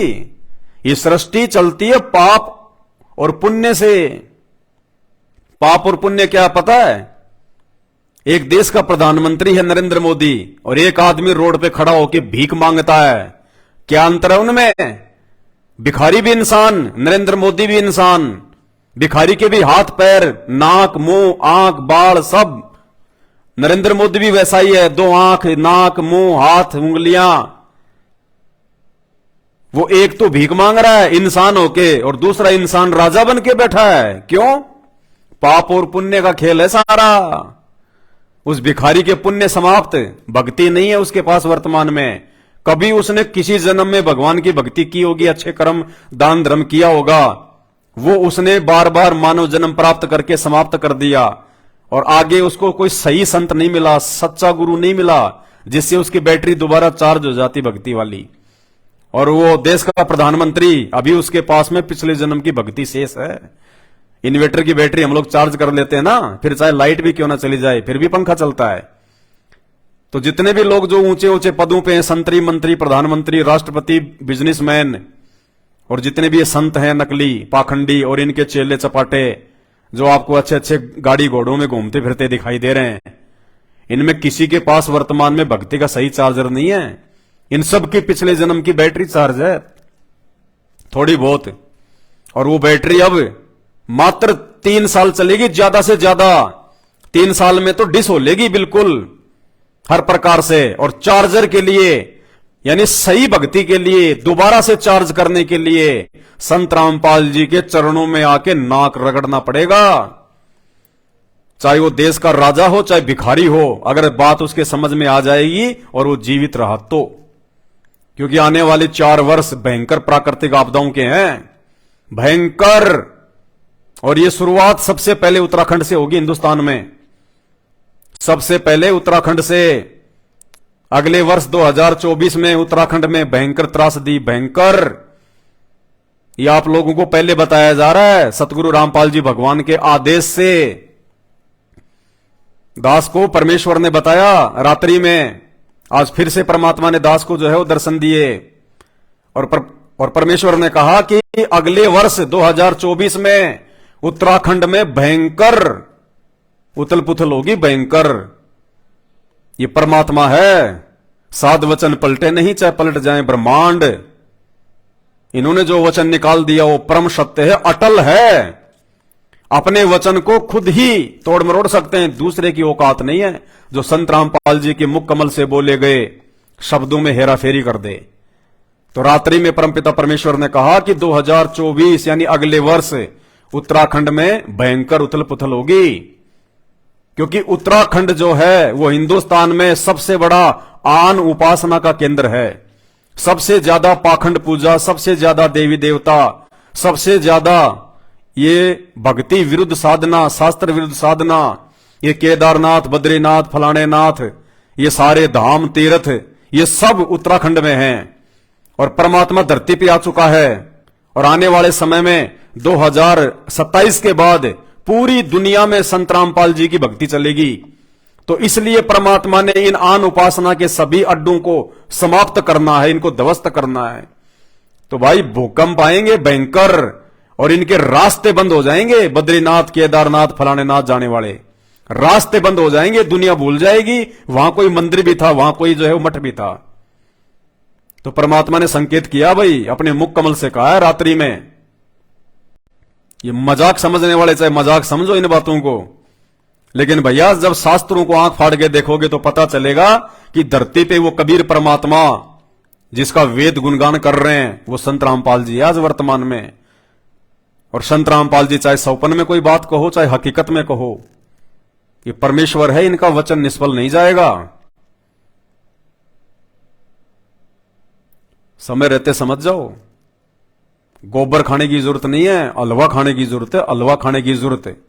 और जब आप इनके भगत बन जाओगे, इनके शिष्य बन जाओगे, इनकी मर्यादा में रह के भक्ति करोगे, इनको भोग की आरती के साथ में भोग लगाओगे, कहते हैं जिन भक्तों का ये भोग लग जावे उनके तीनों ताप नसावे। इस सृष्टि में केवल उन्हीं लोगों के जो पाप कर्म हैं उनका सत्यानाश होगा जो संत रामपाल जी को भोग लगाएंगे भगवान मान के। और इनको भगवान तभी मान पाओगे जब इनके विचार सुनोगे, इनके सत्संग सुनोगे। तो भाई कह रहा था कि तेरा बाबा भगवान है तो जेल से क्यों नहीं आ रहा, इतना ही बड़ा समर्थ है। तो भाई एक बात बता, अब मैं आपसे कहूं कि भाई तेरा श्री कृष्ण अगर इतना ही बड़ा भगवान था, इतना बड़ा समर्थ था, तो साथ के साथ अपने मां बाप को भी जेल से निकाल लेता। खुद तो निकल गया और मां बाप उसके जेल में पड़े रहे 15 साल तक। 15 साल बाद में श्री कृष्ण ने अपने मां बाप को जेल से छुड़ाया। तो काहे का भगवान था भाई, काहे का समर्थ था, काहे की पावर थी। वो जो ताले खुले थे ना, 7 ताले, वो 7 ताले वो संत रामपाल जी ने खोले थे, इस कबीर भगवान ने। ये बात तुम्हारे अभी समझ में नहीं आएगी। वो श्री कृष्ण जी भी संत रामपाल जी की आत्मा है, इस कबीर भगवान की आत्मा है। और जब इन आत्माओं पे आपत्ति आती है तो उनके भक्ति आधार से, उनके पिछले जन्म के जो है उस शुभ संस्कार के आधार से यही संत रामपाल जी, यही कबीर भगवान राम और श्री कृष्ण जी की भी आके उनकी मदद करता है। वो जो ताले जो खुले थे ना, वो ताले श्री कृष्ण जी ने नहीं खोले, वो ताले संत रामपाल जी ने खोले थे आगे से आगे। अभी समझ में नहीं आएगा तुम्हें। श्री कृष्ण जी अगर इतने अगर वो समर्थ थे तो खुद ही तो जेल से बाहर निकल जाते, खुद ही जेल से बाहर वो खुद ही निकल जाते। वासुदेव की गोद में जाने की क्या जरूरत थी? अपने पिता की गोद में जाने की क्या जरूरत थी भाई? खुद ही निकल जाते जेल से, पैदा होते जो है वो पैरों पे चलने लग जाते। पैदा होते ही श्री कृष्ण जी जो है चलने क्यों नहीं लग गए? तो यहां जब परमात्मा आते हैं ना, चाहे वो राम, श्री कृष्ण, ब्रह्मा, विष्णु, महेश, चाहे छोटे परमात्मा हो या चाहे संत रामपाल जी, वो कबीर परमात्मा, ये बड़ा भगवान हो, इन्होंने इस यहां के हिसाब से लीला करनी पड़ती है। तो श्री कृष्ण जी भी अगर इतने समर्थ थे, इतने बड़े भगवान थे, तो मेरे भाई अपने मां बाप को जो है 15 साल बाद में क्यों निकाला जेल से? अभी संत रामपाल जी को तो 15 साल हुए भी नहीं। तो पहले तो अपने शास्त्र खंगालो कि कौन सी जो है वो कमी रह गई थी श्री कृष्ण जी में, कौन सी शक्ति जो है वो कमी थी उनके पास में, जो अपने मां बाप को भी अपने साथ में जेल से बाहर नहीं निकाल पाए वो। फिर वो तो स्वार्थी हो गए, खुद तो निकल गए, मां बाप को छोड़ दिया जेल में दुख भोगने के लिए, वो तो स्वार्थी थे। फिर अगर समर्थ होते तो मां बाप को भी निकालते साथ के साथ कि चलो माता पिताजी, भाई वो ताले तो खुली गए थे और सभी सैनिक जो है वो नींद में सो गए थे। जब श्री कृष्ण जी निकल सकते हैं, ताले खुल रहे हैं, तो उनके मां बाप भी आ जाते हैं उनके पीछे पीछे, उनका भी हाथ पकड़ के ले आता, आप भी चलो। ये ताले खोलने वाला भगवान कोई और है, ये राम और श्री कृष्ण नहीं है। ये तो बहुत छोटी शक्ति है, बहुत छोटी। ये तो खाली इनके विष्णु जी के अंश अवतार थे, अंश अवतार। ये ब्रह्मा, विष्णु, महेश भी जब आपत्ति में आ जाते हैं, जब ये भी ऊपर हाथ खड़े कर देते हैं, तब भी इसी कबीर परमात्मा संत रामपाल जी को उनका कार्य सिद्ध करने के लिए आना पड़ता है, क्योंकि ये सभी उन्हीं के बच्चे हैं। इस सृष्टि में जितने भी जीव जंतु, इंसान, देवी देवता, ये सब उस कबीर परमात्मा संत रामपाल जी की आत्मा है, उन्हीं के बच्चे हैं भाई। वो सबका बाप, सबका परमात्मा धरती पे आया हुआ है। समय रहते हैं आंखें खोल लो, दुनिया भर की बकवाद भी सुनते हो सारा दिन, दुनिया भर के गाने सुनते हो, भद्दे गाने, अश्लील गाने, दुनिया भर की तुम फिल्में देखते हो, बद्धी, अश्लील। थोड़ा सा समय निकाल के संत रामपाल जी के यूट्यूब पे सत्संग भी सुन लो। एक भाई है विजय राणा, गू का भोग लगा संत रामपाल जी को, वो गू खाने के लायक है। कोई बात नहीं भाई साहब, कोई बात नहीं। संत रामपाल जी का गू गू नहीं है। संत रामपाल जी का गू खाने के लिए तो इस पृथ्वी की सारी जो शक्तियां ना, वो भी हाथ जोड़ के खड़ी हैं। उनके भाग्य में संत रामपाल जी का गू भी नहीं है, निर्भागी है वो। अरे संत रामपाल जी का मूत्र, अगर उसकी एक छींट मिल जाए ना, एक छींट, ये जितनी भी जो शक्ति है ना यहाँ की, इस ब्रह्मांड की, ये संत रामपाल जी के मूत्र की एक छींट के लिए हाथ जोड़ के खड़े हैं, क्योंकि ये परमात्मा है। इसका मूत्र मूत्र नहीं, वो पवित्र है, पवित्र। लेकिन तुम कैसे समझोगे भाई? तुम तो जानवरों का मूत्र पीते हो। जब तुम गाय का मूत्र पी सकते हो, तो तुम्हें क्या पता तुम्हें भगवान का मूत्र क्या होता है, वो पवित्र होता है, क्या होता है? अरे जब तुम लोग गाय के मूत्र को पवित्र समझ के जो है वो पी सकते हो, अरे तो ये तो भगवान है, इसका मूत्र मिल जाए उससे बड़ा भाई सौभाग्य क्या, सौभाग्य क्या। हम तो रोते हैं, तरसते हैं, अगर उनके मूत्र की एक छींट भी मिल जाए तो, और गू मिल जाए तो मेरे भाई हमें तो सब कुछ मिल गया, सब कुछ। तुम्हें इतिहास का नहीं पता। सिख धर्म के प्रवर्तक नानक जी ने अपने भक्तों की जो है वो परीक्षा ली। एक मुर्दा, एक मुर्दा इंसान लाके उन्होंने सामने डाल दिया, वो बदबू मार रहा, सड़ रहा, मक्खियां उसके ऊपर जो है वो भिन भिना रही, और नानक जी ने आदेश दिया अपने भक्तों को कि इसको खाओ। कोई नहीं खाया, किसी ने नहीं खाया, कि गुरु जी का दिमाग फेल हो गया। मुर्दा खाने के लिए कह रहा है, बदबू मार रहा है, देखा नहीं जाता इसकी तरफ। कहते हैं गुरु गोविंद सिंह वो खड़े हुए और उन्होंने कहा कि गुरुदेव कहां से खाऊं, आगे से या पीछे से? बोला बेटा कहीं से भी खा ले। और जब उन्होंने खाना शुरू किया तो दुनिया को तो मुर्दा दिख रहा था, और उस जो है नानक जी ने उस मुर्दे को हलवे में चेंज कर दिया, हलवे में। दुनिया की नजरों में तो वो जो है मुर्दा खा रहे थे गुरु गोविंद सिंह जी, और जो खा रहे थे जो गुरु गोविंद सिंह जी, उनका नाम मुझे शायद ध्यान नहीं है पूरा, कौन से गुरु थे वो, आप गूगल पे जाके आप उसको सर्च कर सकते हो, उनकी आप इस जो है कथा को। जब वो खा रहे थे उनके भगत, तो उनको हलवा का आनंद आ रहा था, उनको वो हलवा दिखाई दे रहा था, मुर्दा दिखाई नहीं दे रहा था। गूगल पे सर्च कर लेना। जब नानक जी ने अपने भक्तों को मुर्दा खाने का दिया आदेश ऐसा करके, तो भाई तुम्हारी तो दुनिया वालों की आंखें फूटी पड़ी हैं, तुम्हें भक्ति और भगवान की पहचान नहीं है। अरे जो भगवान ही है फिर उसका गू क्या, उसका मूत्र क्या? भगवान आप और हमारी तरह 5 तत्व के शरीर में नहीं होता, हाड़ मांस के शरीर में नहीं होता। तो भगवान का तो चाहे गू मिल जाए, चाहे उनका मूत्र मिल जाए, चाहे उनका थूक मिल जाए, वो तो भाई साहब जमजम होता है, जमजम, गंगा जी से भी पाक पवित्र अमृत। और तुम्हें नहीं पता इन बातों का, हमें पता है, क्योंकि हम रोज पढ़ते हैं। क्या पढ़ते हैं? गरीब ऐसा सतगुरु हम मिल्या, तेज पुंज के अंग, और झिलमिल नूर जहूर है, नर रूप श्वेत रंग। गरीब ऐसा सतगुरु हम मिल्या, तेज पुंज के अंग। हमारे सतगुरु संत रामपाल जी भगवान, जो हमें ये कबीर परमात्मा जो हमें सतगुरु के रूप में मिले हैं आज, इनके तेज पुंज के अंग हैं, नूरी शरीर है इनका, आड़मास का नहीं है आप और हमारी तरह। इनके शरीर में विष्ठा, मूत्र, पेशाब, लार, थूक, आड़ मांस ये नहीं है, दिखाई दे रहे हैं खाली, है नहीं। ये ज्ञान से समझ में आएगा। गरीब ऐसा सतगुरु हम मिला, तेज पुंज की लोय, लोय यानी शरीर, और तेज पुंज यानी नूरी। गरीब ऐसा सतगुरु हम मिला, तेज पुंज की लोय, तन मन अर्पूं शीस को होनी होय सु होय। कि ऐसे भगवान पे जिनका शरीर तेज पुंज का है, कहते अपना तन मन धन सब कुछ वार दूं उस परमात्मा पे, मोक्ष के लिए, उनकी प्राप्ति के लिए। तो भाई और बहनों, कुछ भी गालियां निकाल लो, कुछ भी कमेंट्स कर लो, हकीकत तो हकीकत रहेगी। और आज तो तुम ऊपर मुंह करके थूक रहे हो।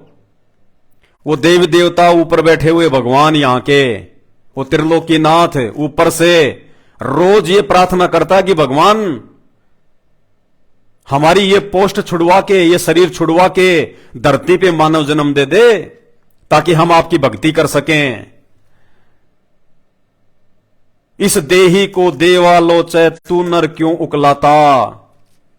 ये मानव शरीर प्राप्त करने के लिए वर्तमान में देवी देवता भी रो रहे हैं, तरस रहे हैं, क्योंकि धरती पे पूर्ण परमात्मा आया हुआ है। मोक्ष केवल धरती से हो सकता है और दूसरी जगह नहीं है। इस पृथ्वी लोक से ही मोक्ष होता है, मुक्ति मिलती है। देवलोक में मोक्ष नहीं होता, पाताल लोक में मोक्ष नहीं होता, और किसी भी लोक में मोक्ष नहीं होता। ये मानव शरीर से केवल मुक्ति होती है, इसी पृथ्वी लोक पे, मृत लोक में।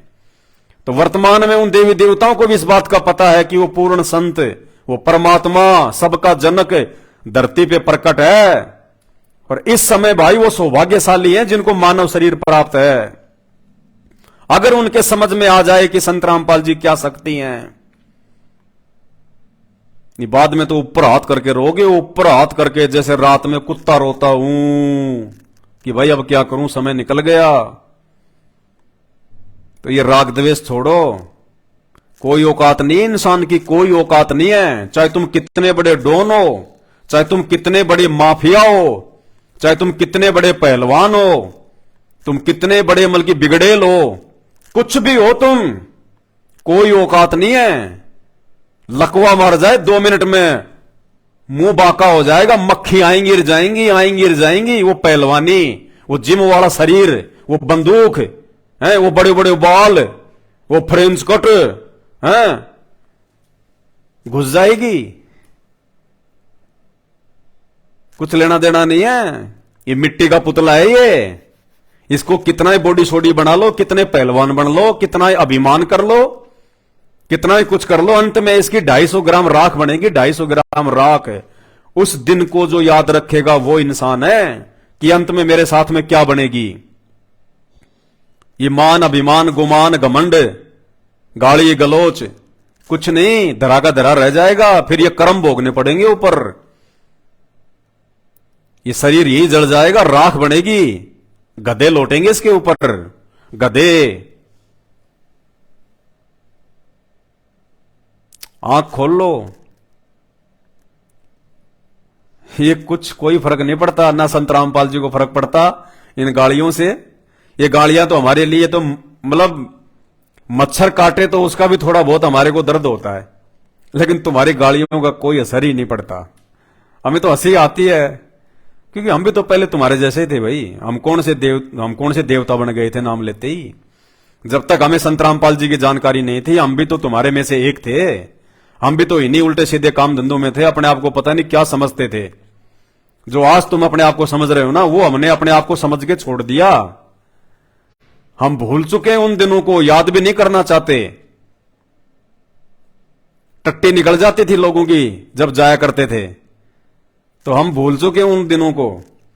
इसलिए तुम्हारे इन कमेंट्सों का हमारे को कोई जो है वो फर्क नहीं पड़ता, क्योंकि जिस मूर्खता में और जिस गफलत में तुम लोग जी रहे हो ना वर्तमान में, वो जीवन हमने जी के छोड़ दिया। कुछ भी हासिल नहीं हुआ, कुछ भी, सारे पापड़ बेल लिए। जो कुक्रम अभी तक आप लोगों ने स्टार्ट भी नहीं किए, वो हमने कर करके छोड़ दिए। कुछ हासिल नहीं होता, कुछ भी। 4 पैसे आ जाएंगे, 4-5 यार दोस्त हो जाएंगे, ज्यादा ज्यादा क्या करोगे? एक गाड़ी ले आओगे, शाम को बियर पी लोगे, दारू की बोतल पी लोगे, रात को सो जाओगे, सुबह पेशाब के माध्यम से निकाल दोगे उसको, फिर शाम को वही रूटीन, बस। कुछ नहीं है, कुछ भी। और अंत में फिर क्या बनेगा?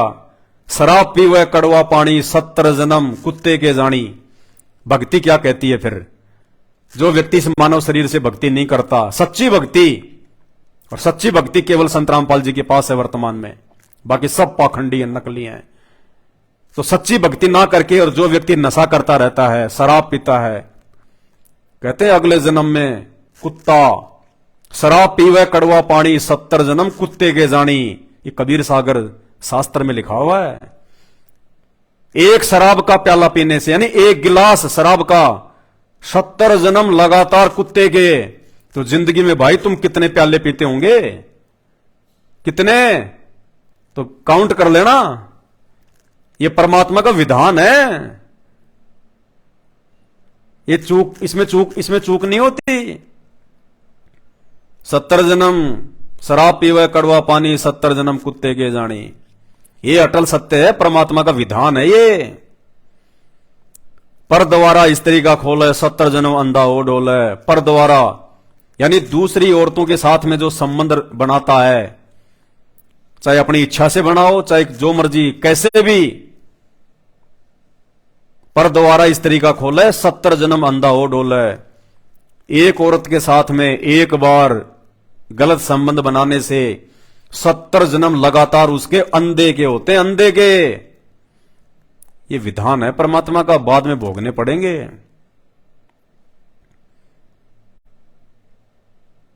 कुछ नहीं हासिल होगा। इस हिंदुस्तान की जनसंख्या 150 करोड़ है, जिसमें 80 करोड़ लोग रोज श्री कृष्ण जी की पूजा करते हैं, राम की पूजा करते हैं, देवी देवताओं की पूजा करते हैं। और उन 80 करोड़ में से 1 लाख लोग रोज मरते हैं दुर्गति से। कोई एक्सीडेंट में मर रहा है, किसी को कैंसर हो गया, तड़प तड़प के मर रहा है, कोई मार काट करके लड़ रहा है, कोई लड़ाई झगड़े में मर रहा है, कोई फांसी खा के मर रहा है, कोई टेंशन में चला गया, डिप्रेशन की गोलियां खा रहा है, वो मर रहा है। अरे भक्ति की ऐसी मौत नहीं होती। अगर सच्ची भक्ति है तो, अगर उसका भगवान सच्चा है तो फिर भक्तों की ऐसी मौत नहीं होती। जब भगत चाहेगा तब उसका शरीर छूटेगा। भगत को कोई जो है बीमारी नहीं लग सकती। संत रामपाल जी की शरण में आके देखो और मर्यादा में रह के भक्ति करके देखो, आपको कोई रोग नहीं हो सकता, हॉस्पिटल का मुंह नहीं देखना पड़ेगा आपको, आजीवन स्वस्थ रहोगे, चाहे 100 साल जियो चाहे 150 साल जियो। उसको कहते हैं भगवान। घंटी भी पीट रहे हैं, ओम जय जगदीश हरे, हरे रामा हरे कृष्णा, राधे राधे श्याम मिला दे। और वो प्रेमानंद जी किडनी के रोग से इतना दुखी है बेचारा। और रितेश्वर जी महाराज रोज डायलिसिस करवाता है, वीडियो बनाता है जैसे कि बस अभी जाने वाला हो। अरे जब इन धर्मगुरुओं की ऐसी दुर्गति हो रही है, जब धर्मगुरु खुद कैंसर से पीड़ित हैं, हॉस्पिटल में जा जाके अपना इलाज करवा रहे हैं, कोई फायदा नहीं हो रहा, अरे इतना तो विचार करो। फिर उनकी भक्ति से तुम्हें क्या मिलेगा? अगर उनके पास कोई भक्ति होती, कोई शक्ति होती, वो अपना ना रोग ठीक कर लेते। फिर भी लोग देखा देखी में लग रहे हैं, भेड़ चाल में। इसी को कहते हैं आंखों पे काली पट्टी बांध के चलना, ब्लाइंड फेथ, अंधविश्वास इसी को कहते हैं। और संत रामपाल जी ने अपने पीछे किसी को ऐसे देखा देखी में नहीं लगाया। संत रामपाल जी ने पहले टीवी चैनलों पे सत्संग कर करके सभी धर्मों के धर्म ग्रंथ दिखाए कि गीता जी क्या बोल रही है, वो कौन सा मंत्र है, कौन सा भगवान है, सच्चा गुरु कौन है, ये बाइबल क्या बोल रही है, परमात्मा कौन है, कैसा है, निराकार है, साकार है। कुरान शरीफ, तौरेत, जबूर, इंजिल खोल खोल के दिखाइए मुसलमानों को। ये जो तुम अल्लाह अल्लाह तुम ये चिल्लाते रहते हो ना, अल्लाह अल्लाह, तुम्हें तो अल्लाह की एबीसीडी का भी नहीं पता अल्लाह कौन है। वो अल्लाह संत रामपाल जी है जो आज धरती पे आया हुआ है। ये पूरी दुनिया का अंतिम पैगंबर है। हजरत मोहम्मद दुनिया का अंतिम मुसलमानों का अंतिम जो है वो पैगंबर नहीं है, ये संत रामपाल जी हैं आज वो अंतिम पैगंबर जो भक्ति लेके आए हैं धरती पे। अगर पहचान सको तो सत्संग सुन के पहचान होगी। सूरत फुरकान 25 आयत नंबर 52 से 58 को पढ़ लेना कुरान मजीद में, और इसमें कुरान शरीफ में सूरत फुरकान 25 आयत नंबर 52 से 58। ए मोहम्मद, अगर तुझे उस पूर्ण अल्लाह की जानकारी चाहिए तो किसी बाखबर से जा पूछ। बाखबर हिंदू धर्म में जिसको तत्वदर्शी संत कहते हैं वो संत रामपाल जी है, वो बाखबर। इनके अलावा किसी के पास भगवान की जानकारी नहीं है कंप्लीट, ना भक्ति की जानकारी है, ना मंत्र है किन्हीं के पास। और निश्चिंत हो जाओ, संत रामपाल जी से नाम लेके स्टाम्प पे लिखवा लेना, 1000 रुपए के स्टाम्प पे लिखवा लेना संत रामपाल जी से। एक्सीडेंट में मौत नहीं होगी उनके भगत की, बीमारी से मौत नहीं होगी उनके भगत की, किसी जहरीले जानवर के काटने से मौत नहीं होगी उनके भगत की, लड़ाई झगड़े में मौत नहीं होगी उनके भगत की। और सामने से चाहे ब्रह्मा विष्णु महेश भी उसको मारने का प्रयास क्यों ना करें, उस भगत का बाल भी वाका नहीं कर पाएंगे। अगर वो भगत संत रामपाल जी से नाम लेके उनकी पूर्ण मर्यादा में रहेगा तो। और बाकी तो भाई संत रामपाल जी के भगत भी रोज मर रहे हैं, और जगत वालों से भी बेरहमी से मर रहे हैं, दुर्गति से मर रहे हैं। कौन? वो भगत जो आप लोगों की तरह आंखों पे काली पट्टी बांध के संत रामपाल जी के ज्ञान को आधार ना बना के और संत रामपाल जी के उस काल प्रेरित कलयुगी परिवार के पीछे अंधे होके चल रहे हैं। संत रामपाल जी के बेटा बेटी भाई बंधु और जगह जगह गांव गांव में ये कोऑर्डिनेटर रूपी भिखारियों के पीछे आंख बांध के चल रहे हैं। उनकी तो भाई बीमारियों से भी मौत हो रही है, और जगत वालों से भयंकर मौत हो रही है, एक्सीडेंट में मौत हो रही है, ट्रैक्टर के नीचे जो है दब के मर रहे हैं। खाली नाम ले लेने से भगत नहीं बना जाएगा, पहले ज्ञान समझो, फिर नाम दीक्षा लो, उसके बाद मर्यादा देख लो मर्यादा क्या है। संत रामपाल जी नियम क्या बताते हैं, उन नियमों में रह के भक्ति करो, बाल ही बाका नहीं होगा। जब चाहोगे तब मरोगे, जिस दिन तुम चाहोगे उस दिन तुम्हारी मृत्यु होगी, और दुनिया वालों की तरह नहीं होगी, ऐसे मौत नहीं होगी, ऐसे बिल्कुल सशरीर जाओगे, सशरीर संत रामपाल जी का वचन है। एक संत रामपाल जी के भगत का इंटरव्यू है, सुन लो। ये संत रामपाल जी लीला करते हैं हमारे को दृढ़ विश्वास दिलाने के लिए कि तुम अपने गुरु को छोटा मोटा मत समझ लेना, ऐरा गैरा मत समझ लेना, इन पाखंडियों की तरह, इन जटाधारियों की तरह। ये पूर्ण शक्ति है। क्या कह रहे हैं संत रामपाल जी?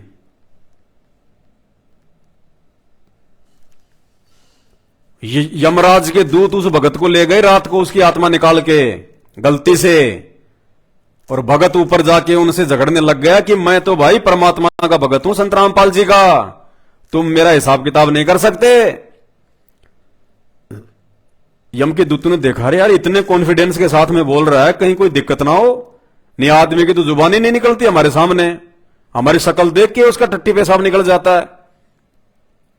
और ये कह रहा कि मैं तो कबीर जी का भगत हूं। तो उनमें से एक गया यमराज के पास, बोला महाराज ऐसी ऐसी बात है। तो यमराज ने कहा, चित्रगुप्त देख जरा क्या हालचाल है, कौन है? तो चित्रगुप्त ने देखा, बोला महाराज महाराज मरवाओगे, छोड़ो इसको, ये तो आप इसको तो गलत पकड़ लाए। उसको नीचे छोड़ा, वहीं से अपने खाट पे आके गिरा, पसीने में पसीना, आंख खुली। आधे घंटे तो उसका शरीर काम नहीं कर रहा था। ये जानबूझ के संत रामपाल जी ने ऐसा करवाया, आधे घंटे तक उसका शरीर ऐसे बेजान, ताकि उसको विश्वास हो कि ये सपना नहीं था, हकीकत है। बाकी और भक्तों को विश्वास दिलवाने के लिए। और फिर संत रामपाल जी आगे क्या कह रहे हैं इस इंटरव्यू में कि बच्चों भक्ति करो, मर्यादा में रहो, सह शरीर जाओगे। ये वचन है संत रामपाल जी का, इस पूर्ण परमात्मा का, सह शरीर। जो पूर्ण मर्यादा में रहेगा और जो पूर्णतया गुरु को भगवान मानेगा, अपने गुरु जी के अलावा किसी और को ना पूजेगा ना मानेगा, जैसे बाकी लोग संत रामपाल जी के परिवार के पीछे चल के 650 साल पहले परमात्मा जिस डाडी मूछ वाले रूप में आए थे उसको भगवान मान के पूजते हैं, जून के महीने में उसका प्रकट दिवस मनाते हैं। उनकी दुर्गतियां हो रही हैं और होंगी आगे। ये जिंदा कबीर है, गरीब जिंदा जोगी जगत गुरु, मालिक मुर्शद पीव, और काल कर्म लागे नहीं, नहीं शंका नहीं सीव। ये ओ जिंदा कबीर, जिंदा जगत गुरु, असली कबीर ये है जो इसको भगवान मान के पूजेगा और अपने घर पे रह के भक्ति करेगा संत रामपाल जी के आने तक। मूर्ख बन के इन आश्रमों के चक्कर नहीं काटेगा, नामदान केंद्रों के चक्कर नहीं काटेगा कि मोकू का ढूंढे रे बंदे मैं तो तेरे पास में, और घटी में गंगा घटी में जमुना घट ही में है जगदीश। ये संत रामपाल जी जगदीश, जगत प्लस ईश, सारे संसार का भगवान। ये अपने भगत के सदा साथ में रहता है, विश्वासी भगत के साथ। बाकी धक्के खाने वाले तो इन आश्रमों में नामदान केंद्रों पे भटक रहे जानवरों की तरह, और आए दिन अकाल मौत को अपने गले लगा रहे हैं। गुरुपद सेवा बिरला कोई, जहां पे कृपा साहिब की होई। गुरु की भक्ति को कोई बिरला ही समझ पाते हैं, बाकी दुनिया के इतने लोग चक्कर काटते हैं ऐसे नाम लेने के बाद भी, कस्तूरी वाले हिरण की तरह। उस हिरण के पास में ही होता है वो कस्तूरी, उसकी नाभि में, लेकिन वो सूंघता रहता है, दौड़ता रहता है, कभी वहां कभी वहां, खुशबू कहां से आ रही है। अरे संत रामपाल जी जिस दिन नाम ले लेते हो तुम्हारे घर पे आके बैठ जाता है, और इस भगवान को ढूंढने के लिए तुम मूर्खों की तरह कभी आश्रमों में, कभी नामदान केंद्रों पे, कभी तारीखों पे। क्या कह रहे हैं संत रामपाल जी, ध्यान से सुनिए, पहचान लो अपने परमपिता परमात्मा को। जो भगत संत रामपाल जी की पूर्ण मर्यादा में रहेगा और इन्हीं को भगवान मानेगा, और ये दो काम उसी समय हो सकते हैं जब आप साध संगति से जुड़ोगे। संत रामपाल जी की संगत में दो पार्ट है, एक पार्ट उनके मूर्ख परिवार के पीछे चल रहा है अंधा होके, और कहावत है घर का जोगी जोगना बाहर का जोगी सिद्ध, दीपक नीचे हमेशा अंधेरा होता है। संत रामपाल जी का परिवार और उनके रिश्तेदार इस जन्म में संत रामपाल जी को नहीं पहचान पाएंगे और ना उनको भगवान के रूप में मान पाएंगे। और जो पहचान लेगा और जो मान लेगा उसी का मोक्ष होगा, और वही आत्मा सह शरीर जाएगी, सह शरीर। ये वचन है समर्थ का। राय दरबार में दी कबीर तलाक, मेरे भूले चूके हंस को तू पकड़िए मत कजाक। जब धर्मराज के न्यायाधीश के ऑफिस में गरीबदास जी ने आके बताया अपनी वाणी में कि गोपाल दास, जब परमात्मा मुझे वहां धर्मराज के दरबार में लेकर गए और धर्मराज हाथ जोड़कर खड़ा हो गया करबद्ध, और परमात्मा जैसे बड़ा अधिकारी छोटे अधिकारी पर डांट मारा करे, एसपी जैसे ऐसे चोना धमकाया करे, ऐसे जाकर डांट लगा रहा है, वो जी सर कर रहा है। तो गरीबदास जी बता रहे, आंखों देखा धर्मराज दरबार में दी कबीर तलाक, मेरे भूले चुके हंस ने तू पकड़िए मत कजाक। बोला पुरुष कबीर से धर्मराय कर जोड़, और तेरे हंस न पकड़ो नहीं मैंने 2 ही लाख करोड़। ये परमात्मा आपके हंस को मैं नहीं पकड़ूंगा। परमात्मा ने कहा कि मेरे भक्त का तू लेखा जोखा भी मत करना, और गलती से आ जा तो मेरे पास भेज देना। तो धर्मराज ने कहा कि परमात्मा आपकी शरण माने से पहले इसके गुड और बैड अकाउंट दोनों होते हैं, तो इसके जो बैड अकाउंट में इसके बुरे संस्कार हैं उसके अनुसार तो दाता मैंने सदा सुनानी पड़ेगी, मेरी मजबूरी है, उसका कोई विकल्प बताओ। तो परमात्मा ने कहा कि कर्म भ्रम ब्रह्मंड के मैं पल में कर दूं नेस, उनको क्रॉस मार दूंगा, और दिन हमारी 2 ही दिशो करो हमारे पेश।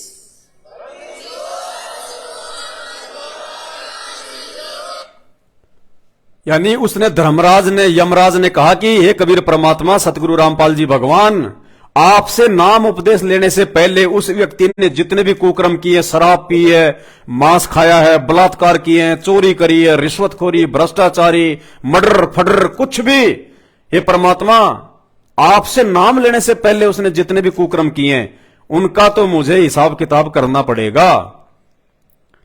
तो कबीर परमात्मा संत रामपाल जी भगवान ने कहा कि खबरदार, मेरे से उपदेश लेने के बाद में यदि उसका तूने कोई अकाउंट किया तो मेरे से नाम लेने से पहले उसने जितने भी कुकर्म किए हैं उन सबको मैं उसी दिन माफ कर देता हूं, जिस दिन वो मेरा ज्ञान समझ के मुझे अपने गुरु के रूप में स्वीकार कर लेता है।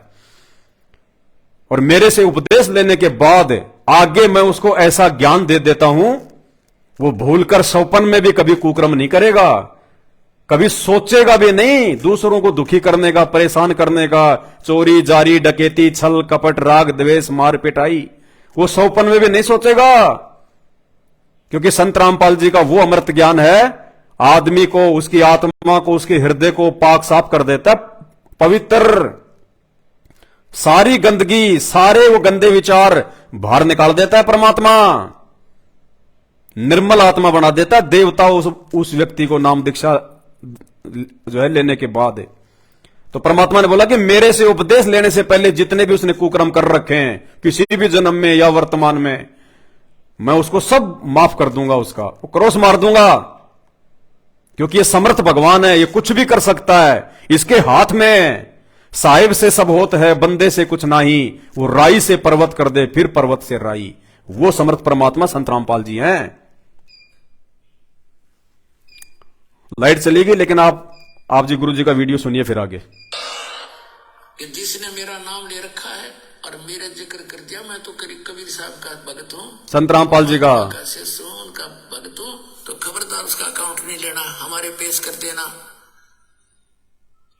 तो पुण्यात्मा एक भगत बता रहा था, रात्रि के समय मैंने सपना आया और 2 आए सी बूढ़ी बूढ़ी शकल के, और पकड़ कर मेरी बाँख, चल तेरा टाइम हो लिया, पूरा टाइम हो गया तेरा समय, मुझे ले गए ऊपर। मैंने उसी रास्ते में पूछा, जब थोड़ी सी दूर रह लिया वो जहां वो मुझे ले जाना चाह रहे थे, मैंने पूछा भाई कौन हो तुम, कहाँ ले जा रहे हो मुझे? कि हम हैं यम के दूत, लाइट लगा देना, पहले ले जाओगे तेरे धर्मराज के दरबार में, और फिर जैसा आदेश होगा फिर हम तेरे को वहां छोड़ देंगे। ने बोला यम के दूत और हमारा थारा के मेड़ भाई, तुम तो मुझे ले जा नहीं सकते, तो तुम्हें पता है मैं कबीर साहब का भगत हूँ, ऐसे नाम ले रखा है मैंने, संत रामपाल जी का भगत, तुम नहीं ले जा सकते मुझे। वो बोला चाल चाल सीधा था ना, तो घट देंगे। तो बोला मैं गुट्टान के साथ छुटान जा गया, वो छोड़ने कुकरी दोनों खूब खुचुम खुचा हो गया, हम तीनों जने। तो वो तगड़े थे, मेरा भी कई मार के मुझे खड़ा कर लिया। तो वो फिर डर गई इस बात तब इतना कॉन्फिडेंस से जो कह रहा है कि गड़बड़ हो जा थारे चूक लागी हो, एक ने कहने गया तो उसके पास खटारा मैं पहले अंदर जाके वेरीफाई कराया हूं। तो उसने जाके कहता मैंने तो सोने दूर थे, वो तो मालिक की लीला थी अंदर बतलाते। वो भगत कह रहा है कि जब वो यमराज का दूत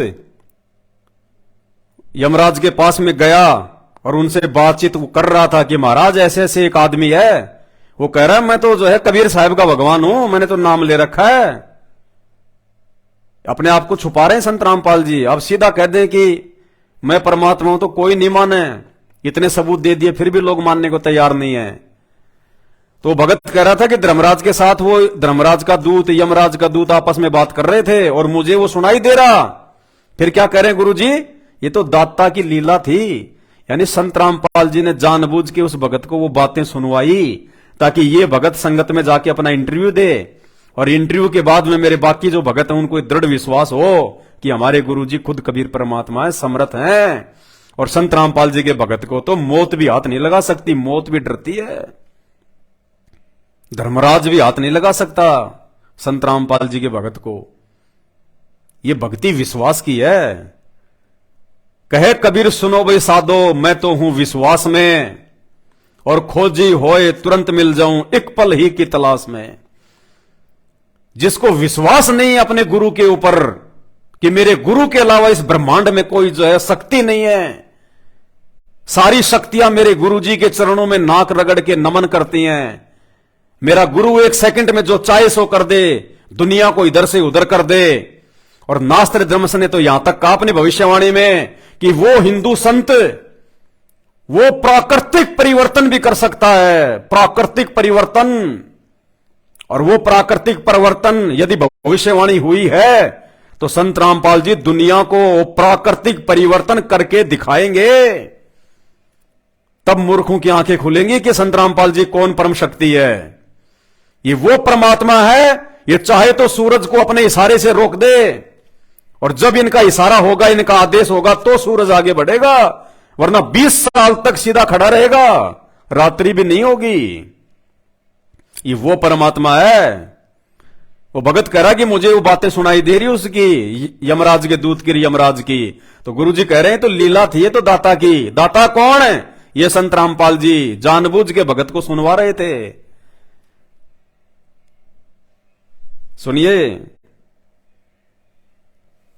दोनों खूब खुचम खुचा हो गया, हम तीनों जने। तो वो तगड़े थे, मेरा भी कई मार के मुझे खड़ा कर दिया। तो वो फिर डर गई इस बात तब इतना कॉन्फिडेंस से जो कह रहा है कि गड़बड़ हो जा थारे चूक लागी हो। एक ने कहने गया तो उसके पास खटारा मैं पहले अंदर जाके वेरीफाई कराया हूं। तो उसने जाके कहता मैंने न सोने दूर थे, वो तो मालिक की लीला थी अंदर बतलाते।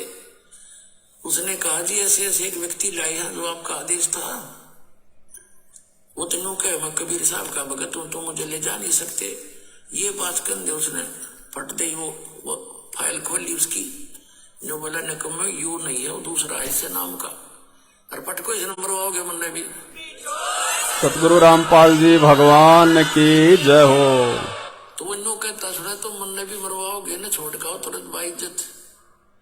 तो जब वापस आए न बोला छोड़ दे बीमारी ने, बोला ऊपर तो पटक दिया मेरे बेटा न ऊपर से, और इज्जत तक छोड़े थे। बोला ऊपर से पटक दिया नो आओ मैं सबकी लेनता। और नीचे आया जब एकदम नो आंख खुली मेरी, उठा तो मेरे हाथ पैर काम नहीं करे, सारा शरीर पसीना पसीना। जब मैं ठीक ठाक जाग जाता तो मेरे नो सोचो सपना है यो। मेरा 15-10 मिनट के बाद तो मेरे शरीर हरकत में आया था ऐसे। संत रामपाल जी ने जानबूझ के 10 मिनट तक उसको ऐसे रखा, बिल्कुल हाथ पैर में जान नहीं। अगर ऐसा ना होता तो वो सोचता कि ये तो खाली कोई सपना है मुझे। आगे से सुनना कि क्या कहेंगे परमात्मा। अगर पूर्ण मर्यादा में रह के भक्ति करोगे तो गुरुदेव कह रहे हैं सह शरीर जाओगे, सह शरीर। दुनिया की तरह चिता में जल के नहीं जाएंगे, राख बन के नहीं जाएंगे। धरती पे भगवान है, भगवान। ये भक्ति युग है वर्तमान में, पिछली पीढ़ी कलयुग की। और जो संत रामपाल जी, जो परम शक्ति अपने भक्तों को सह शरीर सतलोक भेजने की बात करते हैं, तो मेरे भाई वो साधारण इंसान नहीं है, वो खुद जो है आग के हवाले होके नहीं जाएगा, वो खुद चित्ता में जल के नहीं जाएगा, राख बन के नहीं जाएगा। जो अपने भक्तों को सहशरीर भेज सकता है तो वो क्या परम शक्ति होगी। ये संत रामपाल जी सहशरीर जाएंगे। जैसे 650 साल पहले यही संत रामपाल जी जब ये कबीर नाम से आए थे और ये मगहर से सहशरीर गए थे, इनकी बॉडी फूलों में तब्दील हो गई थी। सहशरीर जाएंगे तब उन मूर्खों की, उन मंद बुद्धियों की, जो इन पाखंडी नकली धर्मगुरुओं के पीछे आंख बंद करके लग रहे हैं, तब उनकी आंखें खुलेंगी कि भाई हम तो मौका चूक गए, भगवान हाथ से निकल गया। फिर रोते रहना कुत्ते की तरह ऊपर मुंह करके हूं रात्रि में, फिर क्या लेना देना, कुछ नहीं है। समझना है तो वर्तमान में समझो भगवान को। तो पुण्यात्माओं, आपका ऐसे समर्थ से मेल हो गया है, अब सच्चे दिल से भक्ति करना, पूरे परिवार की रक्षा करेगा। सुनना, सतलोक जाओगे, सहशरीर जाओगे, वहां जाकर सुंदर शरीर पाओगे। बोलो सतगुरु गुरुदेव की जय हो, सतगुरु रामपाल जी भगवान की जय हो। तो गुरुदेव कह रहे हैं पुण्यात्माओं भक्ति करना, डट के मर्यादा में रह के, पूरा का पूरा परिवार सतलोक जाए। सहशरीर है कोई संत हिंदुस्तान में या पूरे विश्व में जो ये गारंटी दे दे अपने भक्तों को कि सहशरीर जाओगे? है कोई? कुछ नहीं, कोई लेना देना नहीं है। समझ जाओ ये परमात्मा धरती पे है। हमें कोई शौक नहीं है 2-2 घंटे के घंटे थूक बिलोने का। कम से कम इतना तो विचार करो कि ये बंदा क्यों भोंक रहा है यार, इतना आए दिन लाइव आके इतने कॉन्फिडेंस के साथ में बोल रहा है। दुनिया भर के संत हिंदुस्तान में लाखों, किसी के भी भगत बोलते हैं सच्चाई है, उनके अंदर वो पावर ही नहीं है, उनके अंदर वो विश्वास ही नहीं है, वो दृढ़ता ही नहीं है, क्योंकि उनकी मर्यादा नहीं है, उनके गुरु नकली हैं, इसलिए मर्यादा हो ही नहीं सकती। और बिना मर्यादा और बिना दृढ़ विश्वास के अंदर से वो शब्द निकलेंगे नहीं आपके मुख से। उन्होंने गुरु भी बना रखे हैं, दुनिया भर के गुटखा भी खाते हैं, बीड़ी भी पीते हैं, डीपी पे हनुमान जी की फोटो लगा रखी है, सिगरेट पीते हैं, शराब पीते हैं शाम को, सबको पता है तुम्हारे को। घर में राम की पूजा हो रही है, श्री कृष्ण जी की पूजा हो रही है, बकरे की टांग भी खा रहे हैं, मुर्गी की टांग भी खा रहे हैं, बैक पाइपर भी पी रहे हैं, जिन भी पी रहे हैं, पता नहीं क्या क्या ब्रांड आती हैं, सिगरेट पीते हैं, फिल्में देखते हैं, गंदे और भद्दे गाने सुनते हैं और कहते हैं हम श्री राम के भगत हैं, श्री कृष्ण के भगत हैं, हमने उसको अपना गुरु बना रखा, हमारे गुरु जी वो। काम सारे उल्टे। कहां जाओगे? 2 ही रास्ते हैं, एक सतलोक का, दूसरा नरक लोक का। तो सतलोक जाने का रास्ता केवल संत रामपाल जी का है पूरे विश्व में। और आने वाले कुछ ही समय में 2027 के बाद दुनिया के सारे धर्म समाप्त, केवल एक धर्म रहेगा, मानव धर्म, जो संत रामपाल जी ने आके चलाया है। यही मानव धर्म है, सनातनी धर्म। इसको कहते हैं मानव धर्म जाति है, और मानव धर्म हमारा हिंदू मुस्लिम सिख ईसाई धर्म नहीं कोई न्यारा। उस परमेश्वर का एक ही धर्म है, मानव धर्म, कि इंसान बन के रहो, बंदे बन के रहो, अच्छे कर्म करो, सत्य भक्ति करो, सबसे पहले गुरु धारण करो। बिना गुरु की भक्ति शुरू भी नहीं होती। इतनी शिक्षा तो राम और श्री कृष्ण से ले लो, वो खुद 3 लोक के भगवान होने के बावजूद उन्होंने तो भाई और बहनों, ये छोटा सा संदेशा था। परमात्मा दया करेंगे, बीच बीच में लाइव आते रहेंगे। मानना ना मानना यह आपके अपने संस्कारों के ऊपर निर्भर है, जबरदस्ती किसी के साथ में नहीं है। सत्य बोलना हमें सतगुरु रामपाल जी भगवान ने सिखाया है, शास्त्रों से दिखाया है। और एक भगत वही है जो सत्य बोले, बिना हिचके, बिना डरे, सच को सच कहे, गलत को गलत कहे। साचा शब्द कबीर का प्रकट किया जगमाही, जैसे को तैसा कहे सो तो निंदा नाही। बाकी आपकी अपनी मर्जी, आपके अपने संस्कार। पूछते रहो जिनको पूजना है उनको। आने वाले समय में उसके परिणाम भी तुम्हारे सामने होंगे। आम का पेड़ बोओगे तो आम खाओगे, और कीकर का पेड़ बोओगे तो सूल चुभेगी, सूल, कांटे। समझदार वो है जो समय रहते पहचान कर ले कि मैंने जो ये भक्ति का जो पेड़ लगाया है गुरु बना के, या वैसे भक्ति कर रहा हूं मनमुखी, ये आम का पेड़ है या फिर ये कीकर का पेड़ है। फल भी वैसे ही प्राप्त होंगे। फिर वो पेड़ बनने के बाद में फिर आम नहीं लगने उसके। तुम सोचोगे अब मैं 2 साल में इस कीकर के पेड़ के आम लगा लूंगा, फिर तो कांटे चुभेंगे ताउम्र।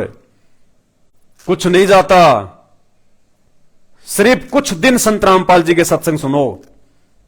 अरे रात को खाना वाना खाते हो यार, आधा पौन घंटा वैसे भी तो घूमते हो आप लोग, फालतू में मोबाइल पे यार दोस्तों से गप्पे सप्पे करते हो। आधा घंटा कानों में लीड लगा के यूट्यूब पे सर्च करो संत रामपाल जी के सत्संग, और सत्संग में सबसे पहले सुनो सृष्टि रचना संत रामपाल जी महाराज। दुनिया भर की सृष्टि रचना के वीडियो आ जाएंगे, सुनो तो सही तुम्हारे धर्म ग्रंथ क्या कह रहे हैं। संत रामपाल जी कोई देखा देखी बात नहीं करते, किसी की सुनी सुनाई बात नहीं बोलते, रटा रटाया ज्ञान नहीं है इनका। ये खुद परमात्मा है जिसने सबको पैदा किया है, जिन्होंने खुद ये ज्ञान जो है बनाया है। इनका ज्ञान, इनकी वाणी, इनके शब्द, इनके सत्संग धर्मशास्त्रों की लाइन टू लाइन मिलेंगे, लाइन टू लाइन। कोई माइका लाल दुनिया में संत रामपाल जी के मुख कमल से निकले हुए प्रवचनों में अगर सुई की नोक जितनी भी झूठ निकाल दे, सुई की नोक जितनी भी झूठ निकाल दे संत रामपाल जी के सत्संगों में 10 लाख का इनाम, 10 लाख का। लाइव आता हूं, कमेंट्स में भेज देना वो बात कि ये बात संत रामपाल जी की शास्त्रों के अनुसार नहीं है। 10 लाख का इनाम, सुई की नोक जितनी कमी। अगर कोई देश का शंकराचार्य, मंडलेश्वर, संत, महंत, महात्मा, पीर, पैगंबर, कुतुब, बोलिया, सुर, नर, मुनि, जन, ज्ञानी, अगर कोई भी निकाल दे इनमें से सुई की नोक जितनी भी कमी संत रामपाल जी के मुख से निकले प्रवचनों में 10 लाख का इनाम लो। अन्यथा उनके सत्संग सुनना शुरू करो रोज आधे घंटे। मात्र सत्संग सुनने से तुम्हारे घर में वो सुख होंगे जो सुख तुम उन नकली गुरुओं की शरण प्राप्त करके लाख जन्म भी प्राप्त नहीं कर पाओगे। भाई हाथ कंगन को आरसी क्या, पढ़े लिखे को फारसी क्या। हमने तो जो सीखा है वो ही बताएंगे, वो ही बोलेंगे, और हमारी तो यही ड्यूटी है अपने गुरुदेव भगवान की महिमा करना, उनके गुणगान करना। और हम कोई अनपढ़ नहीं है कि कोई भी मूर्ख बना दिया, हमने ऐसे उठा के अपना गुरु बना लिया। सोच समझ के गुरु बनाया संत रामपाल जी को, सोच समझ के। शिक्षित हैं, पढ़े लिखे हैं, सभ्य समाज से हैं, सभ्य घर से हैं। देखा देखी में गुरु नहीं बनाया आंख बंद करके।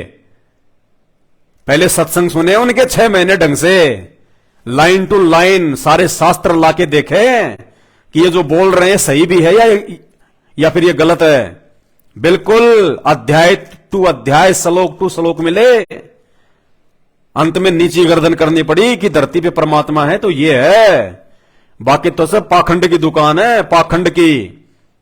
मरने के बाद में सीधे लक 84, यमराज के मुकदर, यमदूतों के भाले, नरक का द्वार। अगर मुक्ति का द्वार है तो केवल संत रामपाल जी की भक्ति है, बाकी आपकी अपनी मर्जी है भाई। बस इसी के साथ आज का लाइव समाप्त करता हूं। बीच बीच में आप सभी भाई बहनों को जगाने के लिए आता रहूंगा। जाते जाते परमात्मा की महिमा तो सुन लो एक बार। हरि सेवा युग 4 है, गुरु सेवा पल 1, तासु पटंतर ना तुलय संतन किया विवेक। बंदी छोड़ सतगुरु रामपाल जी भगवान की जय हो। परमपिता परमात्मा सारी सृष्टि के रचनहार, कुल मालिक, असंख्य ब्रह्मांडों के स्वामी, जगत गुरु, तीनों लोकों में प्रवेश करके सबका पालन पोषण करने वाले राजा धीराज, आत्माधार, नाथों के नाथ, देवों के देव महादेव, सर्वेश्वर महेश्वर, मृत्युंजय, अजरो अमर, आदि अनादि सनातनी प्रभु, जगत पिता जगदीश्वर, श्री श्री 1008 की उपाधि के वास्तविक अधिकारी, अकाल मूर्ति, सौत स्वरूपी राम, वासुदेव, सर्वगतम ब्रह्म, सत्य कबीर, हक्का कबीर, अल्लाह अकबर, अल्लाह ताला, जगत के तारणहार, जगत के मुक्तिदाता, जगत के जगन्नाथ, दया निधि, दया के सागर, करुणा सागर, सर्व आत्माओं के जनक, हिंदुओं का प्रभु, मुसलमानों का अल्लाह, सिखों का वाहेगुरु, ईसाइयों का मसीह, आत्मा का आधार, राजाओं का राजा, शहंशाहों का शहंशाह, परम दयालु, परम समर्थ, परम शक्ति, संत शिरोमणि सतगुरु रामपाल जी भगवान की जय हो।